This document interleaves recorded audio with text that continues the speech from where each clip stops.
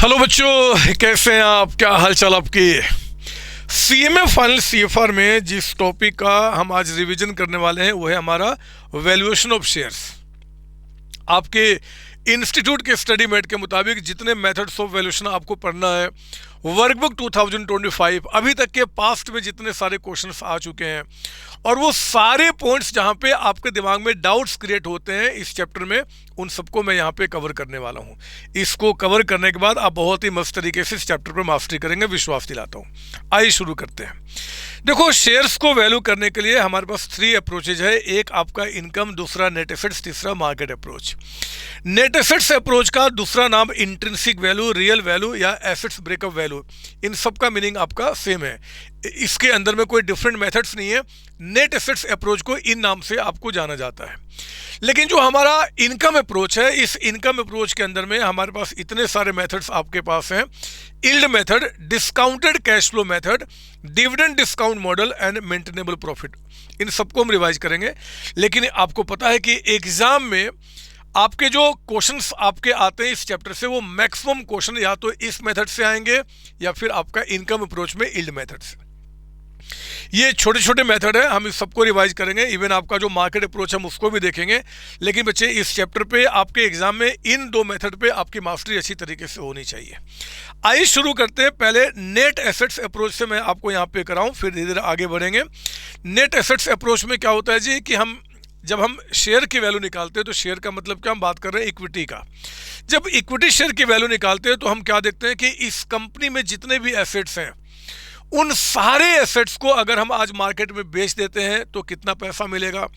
उसमें से जितने भी हमारे कंपनी की लायबिलिटी है, उन सब का पेमेंट करने के बाद इक्विटी वालों के लिए कितना पैसा बचेगा।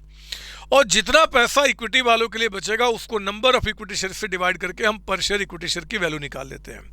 मैंने उसको एक सजा के आपको यहाँ पर दिया है कि हम लोग क्या करते हैं जी, जितने भी एसेट्स हैं, चाहे वो टेंजिबल हो, इनटेंजिबल हो, चाहे वो ट्रेड हो, चाहे नॉन ट्रेड हो, बिजनेस में जितने भी एसेट्स हैं उन सब का हम क्या लेंगे, फेयर वैल्यू, मतलब मार्केट वैल्यू। जितने भी लायबिलिटी हमारी है, चाहे वो रियल लायबिलिटी है यानी कि जो बैलेंस शीट में दिख रही है, चाहे वो कंटिजेंट हो, उन सभी को हम लेते हैं आपका फेयर वैल्यू पे। जो प्रेफरेंस शेयर होल्डर्स अगर हमारे बिजनेस में कुछ है तो उनका भी क्लेम हम यहाँ पे माइनस करते हैं। और फाइनली हम देखते हैं कि इक्विटी वालों के लिए कितना वर्थ है। जो वर्थ आपका इक्विटी वालों के लिए है उसको नंबर ऑफ इक्विटी शेयर्स से डिवाइड करके हम वैल्यू पर इक्विटी शेयर निकालते हैं और यही कहते हैं कि इस मेथड से आपकी इक्विटी शेयर की वैल्यू होगी। एक चीज़ मैं आपको बता दूं कि अगर किसी एसेट का फेयर वैल्यू या लायबिलिटी का फेयर वैल्यू या पेबल वैल्यू आपको नहीं बताता, तो मैंने आपको बता दिया कि अगर फेयर वैल्यू क्वेश्चन में ना दे तो हमेशा उसके बुक वैल्यू के बराबर हम उसका फेयर वैल्यू मान के क्वेश्चन सॉल्व करेंगे। और ये सारी बातों को मैंने रिवीजन क्वेश्चन नंबर 1 में आपके लिए रखा हुआ है। जरा देखिए, यहाँ पे कहता है कि 31 मार्च 2026 को बैलेंस शीट कहता है कि एक लिमिटेड कंपनी का, जिसमें कि नॉन करंट एसेट्स है, करंट एसेट्स है, ट्रेड, नॉन ट्रेड, गुडविल। हमने कहा था सारे एसेट्स, टेंजिबल हो, इनटेंजिबल हो, ट्रेड हो, नॉन ट्रेड, सभी एसेट्स आज बेच के कितना पैसा मिलेगा वो देखते हैं। इक्विटी शेयर कैपिटल है 3 लाख रुपीज का अमाउंट, एक शेयर 10 रुपये का यानी कि 30,000 शेयर्स है। प्रेफरेंस शेयर कैपिटल 1 लाख है। General reserve, profit loss account, debentures and current liability. नीचे कहता है, पढ़ेंगे आप यहाँ पे कि 31 मार्च 2026 को non current assets were independently valued at 650। जो 4 लाख का था आज वैल्यू उसकी 650 हो गया। गुडविल को वैल्यू किया जा रहा है 10% लेस पे। ट्रेड इन्वेस्टमेंट्स वेर फाउंड 20%, आप ओवर वैल्यूड बाय 20%। जो हमारा ट्रेड इन्वेस्टमेंट है ना, ये कहता है कि जितना इसका फेयर वैल्यू होना चाहिए उससे इसकी वैल्यू 20% ज़्यादा दिख रही है बुक में, यानी कि ये 120 के बराबर है। अगर इसकी फेयर वैल्यू निकालना यानी कि 100 के बराबर वैल्यू निकाल देना, उसकी ट्रू वैल्यू होगी। तो देखेंगे कि इन्वेस्टमेंट आपका ओवर वैल्यूड है। डिवेंचर्स को रिडीम करना 5% प्रीमियम पे नेक्स्ट फ्यू डेज में। कहता है कि कुछ अरियर्स ऑफ आपका डिविडेंड भी है प्रेफरेंस शेयर्स पे फॉर द लास्ट 2 ईयर्स। एक कंटीजेंट लायबिलिटी है 40,000 का। केस पेंडिंग अगेंस्ट कंपनी है। लगता है कि ये भी लायबिलिटी हमें क्या करना होगा जी, पे करना होगा। बोलता है कि वैल्यू ऑफ इक्विटी शेयर्स निकालिए। हमने क्या किया बच्चे, जितने भी हमारे एसेट्स हैं, टेंजिबल, इनटेंजिबल, उन ट्रेड, नॉन ट्रेड, उन सभी एसेट्स का हमने क्या किया, यहाँ पे लिया आपका फेयर वैल्यू। है ना, फेयर वैल्यू। इसमें से जितनी भी लायबिलिटी है, चाहे रियल चाहे कंटीजेंट, सबका हमने क्या किया, पेबल यानी कि फेयर वैल्यू माइनस किया। Current liability, debentures, preference shares आपका, इन सबको हमने यहाँ पे लिया। इवन एक कंटीजेंट लायबिलिटी है, उसको भी हमने क्या किया, यहाँ पे कोई भी लायबिलिटी चाहे बैलेंस शीट में हो चाहे बैलेंस शीट के बाहर हो, अगर हमें लगता है कि भैया ये लायबिलिटी हम हमारे ऊपर बन सकती है, तो उन सबको माइनस करने के बाद देखते हैं कि भैया नेट वर्थ फॉर इक्विटी कितना बच गया जी, 574। तो ये जो नेट वर्थ फॉर इक्विटी बचा आपका 5,74,000, ये 574 क्या करेंगे, इक्विटी के जितने भी नंबर है यानी कि 30,000 में डिवाइड करके शेयर की वैल्यू हम निकाल लेते हैं। यहाँ पे यही पढ़ा हमने, ये सर। तो ये नेट एसेट्स मेथड आपका हुआ। अब देखो इस मेथड के अंदर में हमने क्या किया, एक बार दोबारा सुन लो। एसेट्स को बेच के कितना पैसा आएगा, उसमें से सारी लायबिलिटी इंक्लूडिंग प्रेफरेंस शेयर सबको माइनस करके इक्विटी वालों के लिए कितना पैसा बचेगा, पहले हमने वो निकाला और फिर इसको हमने क्या किया जी, नंबर ऑफ इक्विटी शेयर्स को से डिवाइड करके एक इक्विटी शेयर की वैल्यू निकाल दी। देखो ये जो हमने वैल्यू यहाँ पे निकाला ना, 19 रुपीज 13 पैसे, इस वैल्यू को निकालने का एक और भी तरीका है, एक और भी तरीका है। उसके अंदर में हम क्या करते हैं, यहाँ पे देखिए आप, यहाँ पे मैंने एक और भी तरीका आपको दिया हुआ है। इस तरीके में जो नेट वर्थ फॉर इक्विटी है ना, नेट वर्थ फॉर इक्विटी ये तो वैसे ही निकलेगा जैसे हमने यहाँ पर निकाला था, ये 574। एसेट्स को बेच के कितना पैसा आएगा, लायबिलिटी को पे करो, प्रेफरेंस वालों को पे करो, फिर बताओ इक्विटी के लिए कितना पैसा बचेगा। तो वो हमने क्या किया, पहले यहाँ पे निकाल दिया। अब देखो इन दोनों में फर्क क्या है कि इस वाले मेथड में हमने सीधे नंबर ऑफ इक्विटी शेयर से डिवाइड कर दिया, कितने शेयर्स थे, 30,000। लेकिन यहाँ पे बच्चे मैं वो काम नहीं कर रहा, यहाँ पे क्या कर रहा हूँ कि जितना इक्विटी वालों के लिए वर्थ है ना, वो हमने निकाला। इस कंपनी में इक्विटी वालों का कितना पैसा पे हुआ है उसको हमने यहाँ पे लिखा। पेड अप का मतलब कि इक्विटी वालों ने इस कंपनी में कितना पैसा पे किया है, तो हमने क्या देखा जी, 3 लाख रुपीज का अमाउंट पे किया है। तो हमने कहा यहाँ पे कि देखो जी कि इस कंपनी में जो आपने 3 लाख पे किया था, वो 3 लाख की वैल्यू आज कितनी हो चुकी है, 5,74,000। तो हमने क्या किया, पहले पता किया अगर 3,574 के बराबर हो चुका है, तो इस कंपनी में पे किया हुआ 1 रुपया इक्विटी शेयर में कितने के बराबर हो चुका है। तो value of ₹1 invested in equity को निकालने के लिए हमने इसको क्या किया, इसे डिवाइड किया, तो इतना अमाउंट निकल के आ गया। 1 रुपया इस कंपनी में जो हमने पे किया था वो ₹1.91 के बराबर हो चुका है। तो वैल्यू पर इक्विटी शेयर ऑफ ₹10 इच, 10 रुपये का जो एक शेयर है वो आज कितने के बराबर हो चुका है, तो हमने क्या किया, 10 से मल्टीप्लाई किया, 10 की वैल्यू निकाल दिया, है ना। तो अब मैंने आपको क्लास में बताया हुआ, आप सबने पढ़ा होगा कि देखो जी अगर एग्जाम में एक तरीके का इक्विटी शेयर है, एक तरीके का, तब तो क्या करो, फटाफट ऐसे कर लो, टाइम अपना सेव होगा कि जितने भी आपके यहाँ पे इक्विटी, जितने भी आपका वैल्यू ऑफ इक्विटी निकल के आया ना, उसको नंबर ऑफ इक्विटी से डिवाइड करके काम कर लो। लेकिन जिस क्वेश्चन में एक से ज़्यादा टाइप के इक्विटी शेयर्स होंगे, जैसे कि आपका क्वेश्चन नंबर 2, आप देखो कई तरीके के इक्विटी शेयर्स हैं, तो जब इक्विटी शेयर्स का एक आपका 20 रुपये का है, एक 10 रुपये का है, एक इतना पेडअप है, दूसरा इतना पेडअप है, तो हमेशा ऐसे क्वेश्चन को आप इस तरीके से सॉल्व नहीं कर सकते, ये तरीका अप्लाई नहीं कर सकते। तो आपको क्या करना होगा कि पहले 1 रुपये की वैल्यू निकालना होगा, फिर बाकी शेयर्स की वैल्यू निकालना होगा। वो कैसे, हम क्वेश्चन नंबर 2 में आपको दिखाएंगे, आपने सब कुछ पढ़ा हुआ है। तो ये तो ठीक है, हमें समझ में आ गया। मैं क्वेश्चन नंबर 2 में आने के पहले बच्चे एक बात और आपको रिवाइज करा देना चाहता हूं कि ये जो आपने नेट वर्थ फॉर इक्विटी निकाला ना, नेट वर्थ फॉर इक्विटी कैसे निकाला जी, एसेट्स को बेच के हमारे पास आज कितने पैसे मिलेंगे, उसमें से लायबिलिटी वालों को, प्रेफरेंस वालों को, सबका पेमेंट करने के बाद इक्विटी वालों के लिए कितना पैसा बचेगा, वही तो था नेट वर्थ फॉर इक्विटी। ये नेट वर्थ फॉर इक्विटी निकालने का एक और भी तरीका है, वो तरीका हमने क्या पढ़ा हुआ है, यहां पे मैंने आपको बता दिया। यहां से देखिए आप, आपका ये बैलेंस शीट है। जरा मुझे बताओ कि अगर आज ये कंपनी बंद हो जाती है तो जो इंफॉर्मेशन क्वेश्चन में दिया हुआ है उसके मुताबिक इक्विटी वालों को कितना पैसा मिलेगा। इस चीज को पता करने के लिए हमने क्या किया जी, बोला कि देखो जी इक्विटी वालों को एक तो ये 3 लाख रुपीज अमाउंट मिलेगा जितना उन्होंने पैसा पे किया, एक तो ये मिलेगा। जो रिजर्व के पैसे होते हैं, रिजर्व प्रॉफिट लॉस जितने भी टाइप के रिजर्व होते हैं कंपनी के बंद होने के बाद, ये पैसा भी क्या होता है जी, इक्विटी वालों का हो जाता है। तो चलो बताओ 30 + 80 कितना हो गया, 1,10,000। 1,10,000 मैं क्या बता रहा हूं कि ये जो आपका नेट वर्थ जो आपने इक्विटी वालों का निकाला 574, इस 574 का निकालने का एक ऑल्टरनेटिव तरीका जो हम लोगों ने क्लास में सीखा हुआ है। या तो क्या करो, एक तरीका एसेट्स माइनस आपने कर लो लायबिलिटी जो देखा, या फिर दूसरा तरीका इक्विटी वालों का इस कंपनी में आज जो भी कुछ है वो आप ऐड कर दो। तो हमने कहा कि देखो जी, एक तो आपका 3 लाख रुपीज़ ये ले लो, जो जनरल रिजर्व है प्रॉफिट लॉस है वो भी इक्विटी वालों का, वो भी ठीक है, और जो एसेट्स लायबिलिटी आपके आज रिवैल्यू हुए है ना, जब हमने चेक किया उनका ये आपका आज इतने का है, तो जो हमने रिवैल्यू किया, तो रिवैल्यू करने पे जो घाटा फायदा होता है वो भी अल्टीमेटली कौन बियर करेगा, इक्विटी वाले। तो ये पता कर लो कि ये जितने भी एसेट्स लायबिलिटी जिनके बारे में कह रहा है कि उनकी वैल्यू चेंज हो रही है, उस पर क्या घाटा क्या फायदा, समय आपका बचे, इसलिए मैंने क्या किया यहाँ पे पहले से करके रखा हुआ है। देखो इतने सारे एसेट्स लायबिलिटी के बारे में बता रहा है कि नॉन करंट एसेट्स जो 4 लाख रुपीज का बुक में है, आज कहता है उसकी वैल्यू 650 है, तो आपका प्रॉफिट ऑन रिवोल्यूशन कितना हो गया, 250। ट्रेड इन्वेस्टमेंट जो 120 का था, आज उसकी वैल्यू 1 लाख हो गया, तो ये कितने का होगा जी, ये आपका लॉस ऑन रिवोल्यूशन निकल के आ गया 20,000 का। गुडविल जो 50,000 का था, आज कहता है कि 10% लेस यानी कि 45 उसकी वैल्यू हो गई है, तो यहाँ भी हमें क्या हुआ जी, 5,000 का लॉस हुआ। प्रेफरेंस शेयर कैपिटल जो बैलेंस शीट में 1 लाख का था, उसको आज 116 का पेबल है। देख रहे हो आप यहाँ ना, ये प्रेफरेंस शेयर कैपिटल 1 लाख है, लेकिन कहता है कि जब हम आज उसका फेयर वैल्यू देखेंगे कितना हमें पे करना है, तो पिछले 2 साल का डिविडेंड भी हमें पे करना होगा। ये आपका प्रॉफिट हो रहा है कि लॉस होना है और रिवोल्यूशन, इसको पता करने के लिए वो बैलेंस शीट में कितने का है हम वो ध्यान रखते हैं, और उसके बदले में कितना आपका पेबल या रिसीवेबल है। तो 1 लाख रुपए का प्रेफरेंस शेयर है, बट इसको पेबल कितना आपका बता रहा है 116, तो 16,000 का आपको लॉस हो रहा है। डिवेंचर 1 लाख का था, ये कहता है कि 1,05,000 आपका है जी इसका फेयर वैल्यू, तो यहाँ भी लॉस होने वाला है। कंटीजेंट लायबिलिटी जो बैलेंस शीट में नील था, बैलेंस शीट में था ही नहीं, हमने माना कि उसको भी हमें 40 पे करना पड़ेगा, तो यहाँ भी 40 का लॉस होगा।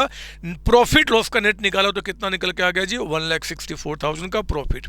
जब ये 164 को आप इसमें ऐड करोगे ना, 164 को, तो फाइनल जो अमाउंट निकल के आएगा वही आ जाएगा नेट वर्थ फॉर इक्विटी जो हमने निकाला हुआ है, कितना जी, 5,74,000। तो मैं आपको सिर्फ ये बताना चाहता हूं कि अगर हमें निकालना है कि नेट वर्थ फॉर इक्विटी कितना है, तो या तो एसेट्स माइनस लायबिलिटी कर लीजिए, या फिर इक्विटी वालों का जो भी कुछ क्लेम बनता है उनको ऐड कर दो, दोनों का आंसर सेम निकल के आएगा। एग्जाम में इंफॉर्मेशन आपका कभी कभी इससे दिया रहेगा, कभी कभी इधर से दिया रहेगा, तो जो भी इंफॉर्मेशन देगा हम उसके हिसाब से निकाल देंगे। अगर दोनों तरीके से निकाला जा सकता है तो आपकी मर्जी है, किसी भी एक तरीके से आप निकाल सकते हैं, किसी भी एक तरीके से, हिम्मत नहीं कि कोई आधा नंबर भी काट ले, तो आपकी मर्जी रहेगा, ठीक है ना, तो आप उसके हिसाब से निकाल लेंगे। खैर मैंने आपको यहाँ पे बता दिया, मुझे विश्वास है यहाँ तक कोई दिक्कत नहीं होनी चाहिए, वो मैंने दिखा दिया आपका यहाँ पे। अब आओ जरा revision question number 2। Revision question number 2 में मैंने आपको अगेन नेट एसेट्स मेथड से हम लोग बात कर रहे हैं। नेट एसेट्स यानी कि इंट्रिंसिक वैल्यू, ब्रेकअप वैल्यू, जो भी बोल दे आपका, रियल वैल्यू, ये जो आपका इसमें है जो different types of equity shares है उनके बारे में मैं आपको समझाऊंगा। कहता है क्वेश्चन में, नॉन करंट एसेट्स है, करंट एसेट्स है, प्रिलिमिनरी एक्सपेंस, ये एसेट्स है, ये तो लॉस होता है बच्चे, इसका फेयर वैल्यू क्या, कुछ भी नहीं होता, ये तो लॉस है एक तरीके का। फिर कहता है इस साइड में इक्विटी शेयर 4 तरीके के हैं, जनरल रिजर्व है, प्रॉफिट लॉस है, यानी क्रेडिटर्स आपको बता रहा है। नीचे कहता है कि fair value of all non current and current assets आपका इतना है। इन दोनों का मिला के जो एसेट्स देख रहा है उन सबका इकट्ठा फेयर वैल्यू कितना है जी, 2120 का। There was a contingent liability of 20,000। एक बैलेंस शीट में लायबिलिटी नहीं है, बट लगता है कि हमें हमारे ऊपर में कंटीजेंट है, शेयर्स को वैल्यू करते समय बहुत ही कंजर्वेटिव हो जाते हैं। कोई भी लगता है कि लायबिलिटी बन सकती है ना, उसको भी हम लायबिलिटी मानते हुए वैल्यू निकालते हैं। फिर कहता है कि determine the value of different type of shares. आपका सुनो ध्यान से, हमने क्या किया, पहले निकाला कि नेट एसेट्स कितना निकल के आएगा, तो एसेट्स एट फेयर वैल्यू कितना निकल के आ गया, 21,20,000। जितनी भी लायबिलिटी है, जितनी भी लायबिलिटी का मतलब क्या जी, एक आपका क्रेडिटर 2 लाख रुपए का और कंटीजेंट लायबिलिटी 20,000 का। नीचे में नहीं बता रहा कि उनकी फेयर वैल्यू कितना है, तो जितना दिख रहा है उतना ही मानेंगे, तो 220 दोनों को इकट्ठा करके मैंने यहाँ पे माइनस कर दिया। नेट वर्थ फॉर इक्विटी कितना निकल के आ गया, फिलहाल आपका 19 लाख रुपए। मेरे प्यारे बच्चों, आपने पढ़ा हुआ है कि जब हम यहाँ पे नेट वर्थ यहाँ पे निकाले हमने 19 लाख रुपीज़ का अमाउंट, तो हमने पढ़ा हुआ है कि देखो जी, अगर हमारे जो शेयर्स हैं, इक्विटी शेयर्स की बात कर रहे हैं, अगर उनमें से कुछ शेयर्स पार्टली पेड अप हैं, कुछ शेयर्स पार्टली पेड अप हैं, तो जब भी आप इक्विटी शेयर्स का वैल्यू निकालते हो तो पहले क्या करते हैं कि partly paid up equity share से हम नोशनल कॉल करते हैं। नोशनल कॉल का मतलब हम उनसे पैसा नहीं मंगा रहे हैं, लेकिन ये देख रहे हैं कि अगर हम उनसे पैसा मंगा लेते हैं तो आखिर कितना पैसा कंपनी में रहेगा इक्विटी वालों के लिए। तो जो अभी करंट सिचुएशन है, उनमें से एसेट्स को बेच के लायबिलिटी को पे करके हमारे पास कितना होगा जी, आपका 19 लाख रुपीज का अमाउंट। इस 19 लाख में अगर हम नोशनल कॉल करते हैं partly paid up equity share से, तो पार्टली पेड अप में क्या हो गया, एक तो आपका ये 25,000 शेयर्स, जो एक शेयर आपका 20 रुपए का है लेकिन 8 आपका पेड अप कह रहा है, तो कितना रुपये और मंगाएंगे, 12 रुपीज। आपको पता है ना, शेयर को वैल्यू करते समय हम लोग जहां जहां से जितने सारे पैसे हमारे पास आ सकते हैं पहले हम उसको इकट्ठा करते हैं इक्विटी वालों के लिए, फिर हम इक्विटी शेयर की वैल्यू निकालते हैं। तो हम यहाँ पे 25,000 इंटू 12 इनसे मंगाएंगे, 10,000 इंटू 10-5 इनसे मंगाएंगे, और वो भी हमने क्या किया, यहाँ पे आपका ऐड कर दिया। तो अब हमारे पास हमें क्या दिख रहा है जी, एसेट्स को बेच दूं, लायबिलिटी वालों को पे कर दूं, जितना पैसा बचेगा उसके बाद जो पार्टली पेड अप इक्विटी है उनसे भी हम पैसा पूरा मंगा लें, तो हमारे पास इक्विटी वालों के लिए टोटल कितना वर्थ होगा, 22,50,000 रुपये। देख रहे हो, 22,50,000 रुपये हमारे पास बचेंगे। ये 22,50,000 अब हमें क्या करना है, क्योंकि different types of equity shares हैं, तो हम पहले ₹1 इन्वेस्टेड इन इक्विटी के वैल्यू निकालेंगे, और उस चीज को निकालने के लिए हम क्या करते हैं, paid up value of equity shares पता करते हैं। यहां पे मैंने देखा है कि अक्सर बच्चे गलतियां करते हैं, आप नहीं करना मेरे बच्चे। पेड अप का मतलब, क्योंकि नोशनल कॉल करके हम सारे शेयर्स को फुली पेड अप कर चुके हैं, जो पार्टली पेड अप थे हम उनसे पैसा मंगा चुके हैं, ये मानते हुए हम शेयर की वैल्यू निकाल रहे हैं। तो जितने भी शेयर्स हैं ना, उनका फुल्ली पेड अप अमाउंट यहां लिया जाएगा। इनका देखो 8 पेड अप था लेकिन अब 20 कर दिया, यहां भी हमने क्या किया, 5 नहीं 10 कर दिया, क्योंकि ये कॉल करने के बाद ना अब मानते हैं कि shares all are fully paid up. तो जरा बताओ कि 22,50,000 जो आज वैल्यू हो चुका है इक्विटी वालों के लिए, वो उसमें कितने पैसे का जी, 1350। इस कंपनी में इन्वेस्ट किया हुआ 1350 बाय इक्विटी शेयर होल्डर्स, वो आपका 2250 के बराबर हो चुका है। तो ₹1 इन्वेस्टेड इन इक्विटी कितने के बराबर हो चुका है, 1.667 आपका, 1.667। अब हमें इन 4 टाइप के अगर इक्विटी की वैल्यू को निकालना, तो will start calculating the value of equity shares now. उसमें क्या होगा, ध्यान दीजिए, हमने क्या पढ़ा हुआ है कि पहले हमेशा अपना फुल्ली पेड अप शेयर्स की वैल्यू को निकाल दो। 2 तरीके के क्वेश्चन में शेयर्स हैं, अब देख रहे हैं आप, 2 तरीके का। एक है आपका जिसका फेस वैल्यू 20 है, और एक जिसका फेस वैल्यू 10 है। 2 तरीके के शेयर्स है, ये 20 में फुली पेड अप, ये 20 में 8 पेड अप, ये 10 में फुली पेड अप, 10 में 5 पेड अप। तो पहले हम क्या करेंगे, 20 वाले फुली पेड अप की वैल्यू निकालेंगे। तो 20 फुली पेड अप का वैल्यू हमने क्या किया, यहाँ पे निकाल दिया, वो कितना आ गया, 33, ये आपका है ना, जो ₹1 के वैल्यू आया था 20 से मल्टीप्लाई कर दिया। अब जो 20 के शेयर है लेकिन 8 पेड अप, कंफ्यूज नहीं होना, भूलना नहीं कि सर अब 8 पेड अप कहाँ रहा, हम तो कॉल कर चुके हैं।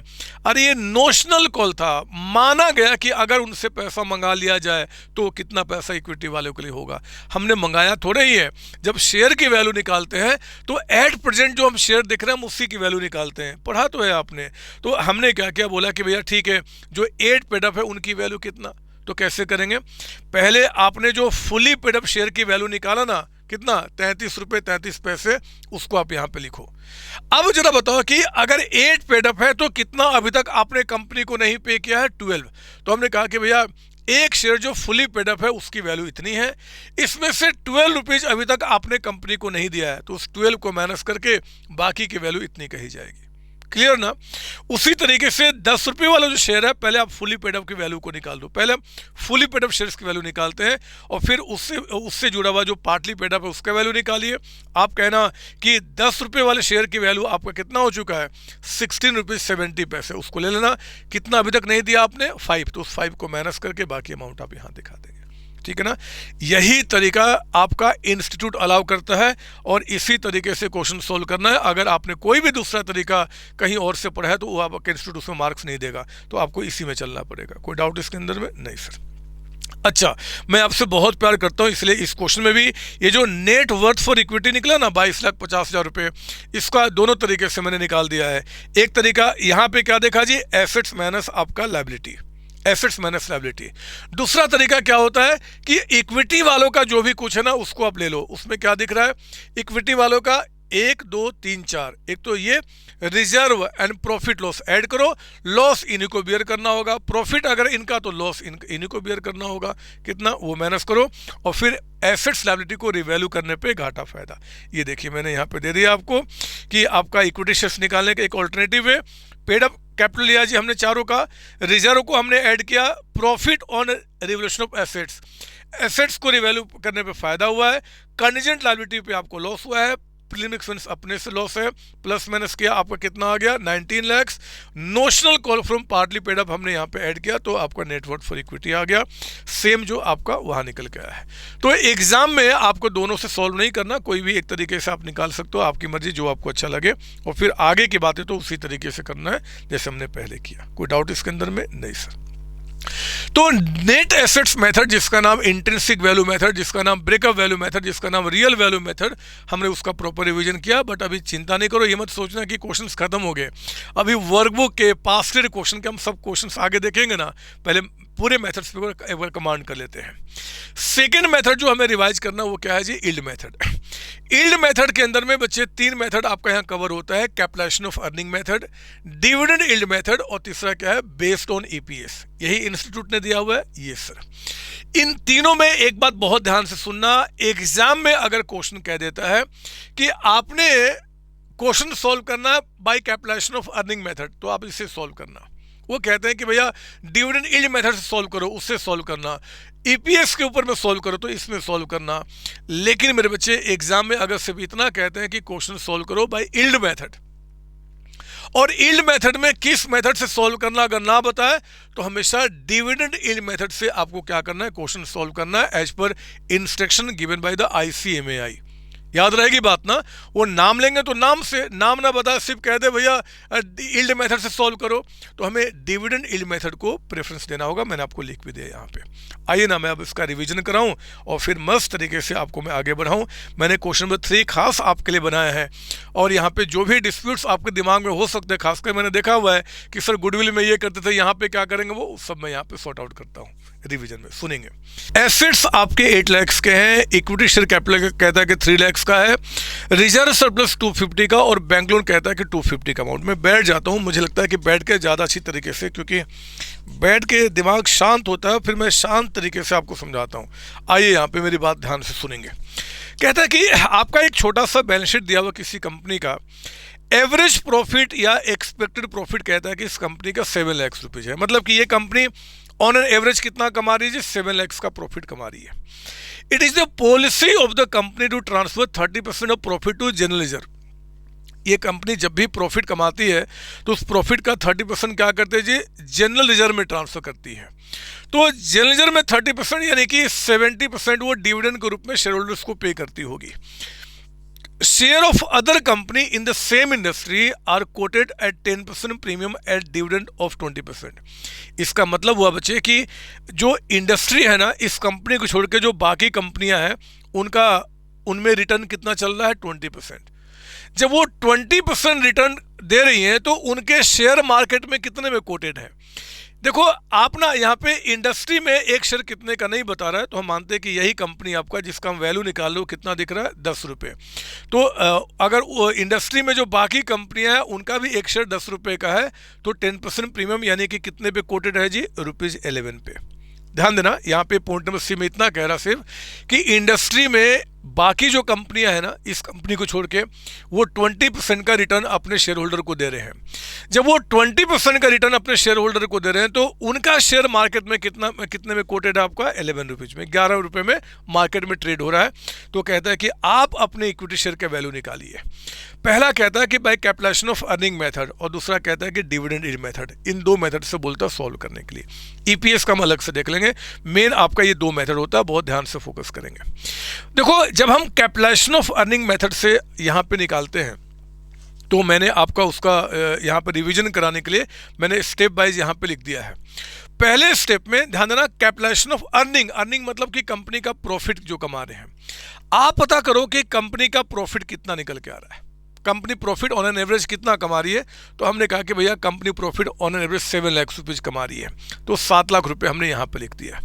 फिर दूसरे स्टेप में आप क्या करोगे, आप पता करोगे कि जो 7 लाख मेरी कंपनी कमा रही है, इस 7 लाख को कमाने के लिए इंडस्ट्री के बाकी लोगों को कितने रुपए की रिक्वायरमेंट होगी। इंडस्ट्री के बाकी लोग किस रेट से कमा रहे हैं, 20% के रेट से कमा रहे हैं। तो जो 7 लाख मैं कमा रहा हूं, अगर मुझे छोड़ के इंडस्ट्री के बाकी कंपनियां ही कमाना चाहती हैं तो उनको कितने कैपिटल की रिक्वायरमेंट होगी। तो हमने कहा कि 7 लाख अपन 20 × 100, ये 35 लाख निकल के आ गया। हम इसको क्या बोलते हैं, capitalised value of companies earning. Firm की अर्निंग को कैपिटलाइज कर दिया। ऐसा कह दो कि इस कंपनी में जो total paid up equity share capital है ना, कितना है आपका, इक्विटी वालों से कितना पैसा लिया है, 3 लाख रुपीज। ऐसा कह दो कि इस कंपनी में हम लोगों ने, यानी कि इक्विटी वालों ने जो 3 लाख रुपीज इन्वेस्ट किया था, वो 3 लाख आज 35 लाख के बराबर हो चुका है। Capitalised value of earning, earning को हमने क्या किया जी, कैपिटलाइज करके निकाला कि कंपनी की वैल्यू कितनी है। तो हमने कहा कि 3 लाख जो इस कंपनी में हम लोगों ने इन्वेस्ट किया था, आज वो 35 लाख के बराबर हो चुकी है। तो बताओ उस केस में 1 रुपया इस कंपनी में जो हमने इन्वेस्ट किया था वो कितने के बराबर हो चुका है।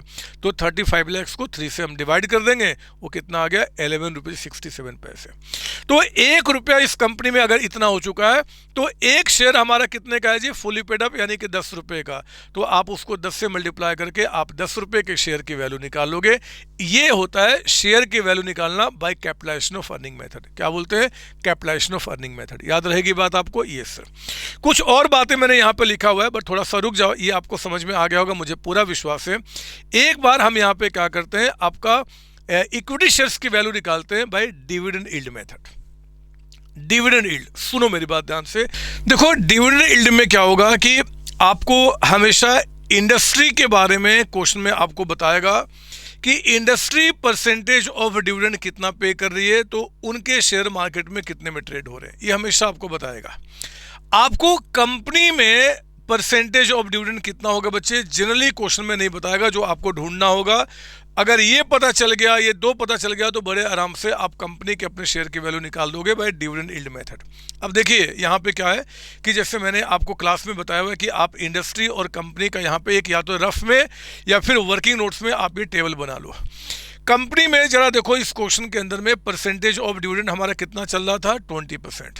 तो इंडस्ट्री का शेयर मार्केट में कितने में कोटेड है आपका, 11। ये क्वेश्चन आपको बता रहा, मैंने क्या किया, अपने दिमाग में और रजिस्टर में दोनों को यहाँ पे मेंशन कर लिया। लेकिन हमारी कंपनी का जो परसेंटेज ऑफ डिविडेंड है वो कितना है, अगर हमें पता चल जाए तो बड़े आसानी से हम अपने शेयर की वैल्यू को निकाल लेंगे। इसको पता करने के लिए हमने क्या किया, स्टेप 2 में आ गए और यहाँ पे परसेंटेज ऑफ डिविडेंड पेड या पेबल बाय जो आपका हमारी कंपनी, हम उसको पता करना शुरू किए। कैसे पता करेंगे, टोटल प्रॉफिट जो अर्न बाय कंपनी है, पहले आप उसको देखिए कि कंपनी का जो टोटल प्रॉफिट है वो कितना निकल के आ रहा है, वो 7 लाख रुपये। इस 7 लाख में से आपने कहा कि 30% क्या करेंगे जी, हम रिजर्व में ट्रांसफर कर देंगे। तो 7 लाख में से आपने 30% क्या किया, रिजर्व में ट्रांसफर कर दिया, यानी कि 2,10,000। कहा था ना क्वेश्चन में कि कंपनी की पॉलिसी है कि 30% प्रॉफिट का कहाँ ट्रांसफर करते हैं, रिजर्व में। तो आपने क्या किया, यहाँ पे 7 लाख में 2 माइनस किया आपका 2,10,000। तो डिविडेंड जो बच गया इक्विटी वालों को पे करने के लिए कितना हो गया, 4,90,000। ये 490 आपका हो गया फॉर पेमेंट टू आपका payment of dividend to equity shareholder. अब आप क्या करेंगे, percentage of dividend on equity shares आप पता करेंगे, परसेंटेज ऑफ डिविडेंड आपका। तो परसेंटेज ऑफ डिविडेंड निकालने के लिए क्या करेंगे जी, ये जो आपका 4,90,000 जो इक्विटी वालों को हम डिविडेंड पे करेंगे, ये 490 कितने इक्विटी पे, आपका टोटल पेड अप जो इक्विटी का है कितना, 3 लाख। तो 490 अगर 3 लाख पे पे कर रहे हैं तो कितना परसेंटेज हो गया, 163.33%। यानी कि जहां पे इंडस्ट्री में 20% था, वहां पे हमारी कंपनी जो डिविडेंड पे कर रही है वो 163.33% पे कर रही है ना। तो अगर आपका 20 था तो आपका शेयर मार्केट में 11 में कोटेड था। अगर हम इतना डिविडेंड पे करेंगे तो हमारा शेयर मार्केट में कितने में कोटेड होगा, हम निकाल लेंगे। और वो निकालने का ये देखिए आपका तरीका कैसे? आप कहना कि अगर इंडस्ट्री में 20% का डिविडेंड था, जब इंडस्ट्री में 20% का था तो उनका शेयर मार्केट में कितने में कोटेड था? 11 में। अगर हम इतना परसेंटेज ऑफ डिविडेंड पे कर रहे हैं तो हमारा शेयर कितने में कोटेड होगा, है ना? तो हम उसको निकाल लेंगे। ये जैसे भी आपने पढ़ा हुआ है, मैंने क्लास में हमने क्या बोला जी, एक तरीका कि इंडस्ट्री वाले 20% पे कर रहे हैं तो हम इतना पे कर रहे हैं। इंडस्ट्री वालों का शेयर अगर उस समय 11 में कोटेड है तो हमारा शेयर कितने में कोटेड होगा? तो आप जैसे चाहे उस तरीके से निकाल लीजिए, but value of equity shares आपका इसी तरीके से निकल के आएगा। ये मैंने आपको बता दिया, कोई डाउट इसके अंदर में नहीं sir. Now dividend yield method में और आपका कैलकुलेशन ऑफ अर्निंग मेथड में जो डिफरेंस है मैंने यहाँ पर रख दिया ताकि आपको क्विक रिवीजन करने में आपको हेल्प मिले कि जब भी हम कैलकुलेशन ऑफ अर्निंग मेथड से हम यहाँ पे अपने शेयर की वैल्यू निकाल रहे हैं तो हम क्या ले रहे हैं जी, वो प्रॉफिट जो आपका प्रॉफिट आपका इक्विटी वालों के लिए अवेलेबल है, टोटल प्रॉफिट जो इक्विटी वालों के लिए अवेलेबल है। मतलब आपका जो नेट प्रॉफिट है उस नेट प्रॉफिट में आपने प्रेफरेंस वालों का माइनस कर दिया, उसके बाद इक्विटी वालों के लिए जितना पैसा बचा वो हम यहाँ पे लेते हैं। और यहाँ पे डिविडेंड यील्ड मेथड में क्या होता है जी, डिविडेंड यील्ड में इवन जो प्रॉफिट का वो हिस्सा जो डिविडेंड के रूप में डिस्ट्रीब्यूट होगा, मतलब कि इसको निकालते समय रिजर्व में भी कुछ ट्रांसफर करने की बात कर रहा है तो वो भी हम माइनस कर रहे हैं। यहाँ पे रिजर्व वाला माइनस नहीं होता, यहाँ पे माइनस आपका होता है। लिख दिया मैंने, रिजर्व का अमाउंट यहाँ पे डिडक्ट नहीं होता, बट यहाँ पे क्या करते हैं हम डिडक्ट करते हैं। ये मेथड जनरली उन लोगों के लिए प्रेफरेबल होता है बच्चे, वो लोग इस मेथड से अपने शेयर की वैल्यू निकालते हैं जो लार्ज इन्वेस्टर होते हैं, बड़े बड़े इन्वेस्टर। वो बड़े जिनके पास खूब सारा पहले से पैसा है, उनको डिविडेंड से मतलब नहीं है, अपने पैसे के ग्रोथ से मतलब होता है। तो वो क्या करते हैं कि आपका कंपनी के ग्रोथ यानी कि इसके थ्रू अपने शेयर की वैल्यू पता करते हैं। लेकिन जो छोटे इन्वेस्टर होते हैं जिनका शॉर्ट टर्म बेनिफिट होता है, वो डिविडेंड यील्ड मेथड से प्रेफर करते हैं अपने शेयर की वैल्यू को पता करना। ठीक है ना? तो एक तो आपका ये हो गया। दूसरी बात, वो जो नोशनल कॉल हमने किया था ना पीछे वाले में फेयर आपका नेट एसेट्स मेथड में, वो नोशनल कॉल बच्चे यहाँ पर नहीं होता इनमें से किसी भी मेथड में। नोशनल कॉल का कॉन्सेप्ट सिर्फ और सिर्फ कहाँ पे आपका वो इंट्रिंसिक वैल्यू मेथड में, और किसी भी मेथड में कहीं पर नोशनल कॉल का कॉन्सेप्ट नहीं है ना? जितना पैसा लोगों का आया हम उसी की वैल्यू फटाफट निकालते हैं, नोशनल कॉल कहीं पे नहीं है। तो मैंने वो भी आपको बता दिया। अब जरा देखो, जैसे कि एक क्वेश्चन नंबर 4 आपका यहाँ पे है, हमारे एग्जाम में आया हुआ क्वेश्चन है 6 मार्क्स के अंदर में, देखते हैं कि क्या निकल के आता है। On the basis of following information compute the value of equity share of both, एक आपका चेल्सी लिमिटेड है और दूसरा नेंसी लिमिटेड। कहता है कि when only few shares are sold, जब फ्यू शेयर सोल्ड हो रहा बच्चे तो डिविडेंड यील्ड मेथड से हम आपका शेयर की वैल्यू निकालना चाहेंगे। और जब when controlling shares are sold, मतलब कि कंट्रोलिंग मतलब कि बड़ा इन्वेस्टर है उसके बेचने की बात कर रहे हैं, तो हम कैलकुलेशन ऑफ अर्निंग मेथड से हम शेयर की वैल्यू निकालते हैं। दोनों ही कंपनी का प्रॉफिट आफ्टर टैक्स दे रहा है, दोनों ही कंपनी में नंबर ऑफ इक्विटी बता रहा है। कहता है कि एज्यूम दैट मार्केट एक्सपेक्टेशन जो है वो दोनों कंपनी का कितना है, 15%। मार्केट एक्सपेक्टेशन यानी कि जो मार्केट में जो रेट ऑफ रिटर्न चल रहा है, और 80% ये कंपनी क्या करती है, अपने प्रॉफिट का डिस्ट्रीब्यूट करती है एज डिविडेंड आपका। ठीक है ना? तो कहता है कि बताओ क्या करेंगे। ये देखिए दोनों कंपनी, पहले हम कैलकुलेशन ऑफ अर्निंग मेथड से निकाल रहे हैं। कैलकुलेशन ऑफ अर्निंग मेथड के लिए हम क्या करते हैं, पहले यहाँ पर देखा कि भैया अर्निंग फॉर इक्विटी कितना है, मतलब कि इक्विटी वालों के लिए प्रॉफिट कितना है।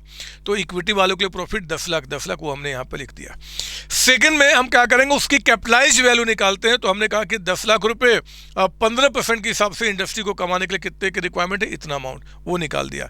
अब हम क्या करेंगे कि अगर आपको वैल्यू पर इक्विटी शेयर निकालना है तो याद कीजिए ये अमाउंट जो है ना, ये 66,667 ये कितने पेडअप का हो चुका है जी, 50 लाख का। तो जो 50 लाख इस कंपनी में पे किया था वो इतने वैल्यू का हो चुका है। तो अगर एक शेयर यहाँ पे आपका 10 रुपये का है, 10 रुपये का, तो इतने का वैल्यू हो चुका है। ये जो ऊपर में नहीं मैं स्टेप बाय स्टेप कर रहा था, ये तो मैं आपको समझाने के लिए, रिकॉल कराने के लिए, आपको एग्जाम में स्टेप्स थोड़े लिखने हैं। जितने आप इसको स्टेप्स को कट कर सकते हो, जितना मिनिमम कर सकते हो आप उतना कीजिए।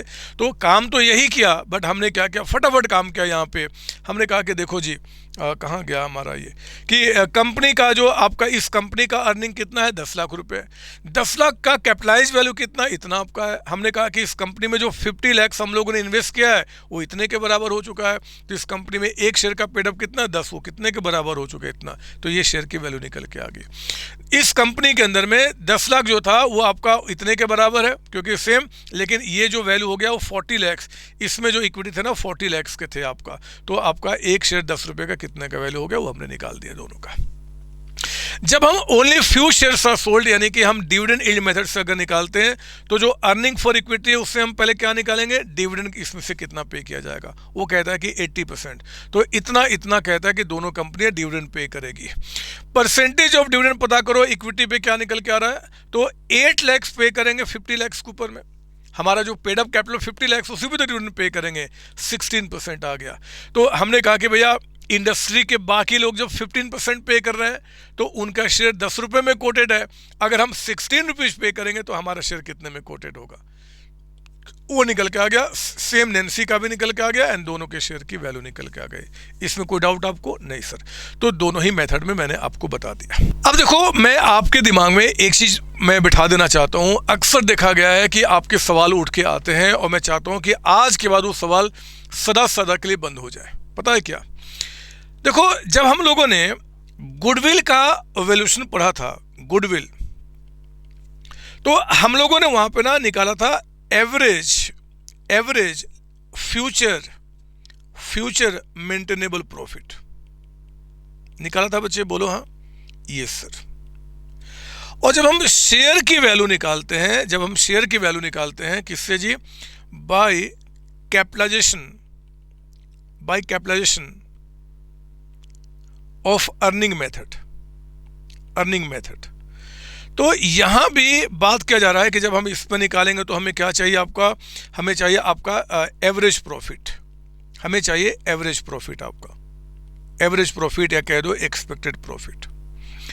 अब देखो यहां पे आपको झगड़ा होता क्या है कि भैया आखिर जब हम एवरेज फ्यूचर मेंटेनेबल प्रॉफिट निकाल रहे हैं तो वहाँ पे कुछ आइटम को प्लस माइनस करने के लिए बोला गया था कि इसके इम्पैक्ट को ख़त्म करो, ये करो, और यहाँ पर भी आपको क्या वो कंसीडर करना है। मैं क्लियर कट आपके दिमाग में बैठाना चाहता हूँ, पहले सुन लो, आगे के स्टेटमेंट देने के पहले मैं क्या बता रहा हूँ। झगड़ा अगर हम शेयर्स को वैल्यू करते हैं ना, तो शेयर्स को वैल्यू करते समय हमारा जो आपका नेट एसेट्स मेथड है उसमें कोई झगड़ा नहीं है, क्योंकि वहाँ पर कोई प्रॉफिट का नाम ही नहीं है। जब हम डिविडेंड यील्ड मेथड से निकालते हैं तो वहां पे भी कोई झगड़ा नहीं है, वहां पे बस डिविडेंड पे फोकस करना कि भैया जो भी कंपनी ने प्रॉफिट कमाया, उस प्रॉफिट में से कितना वो डिविडेंड पे कर रही है।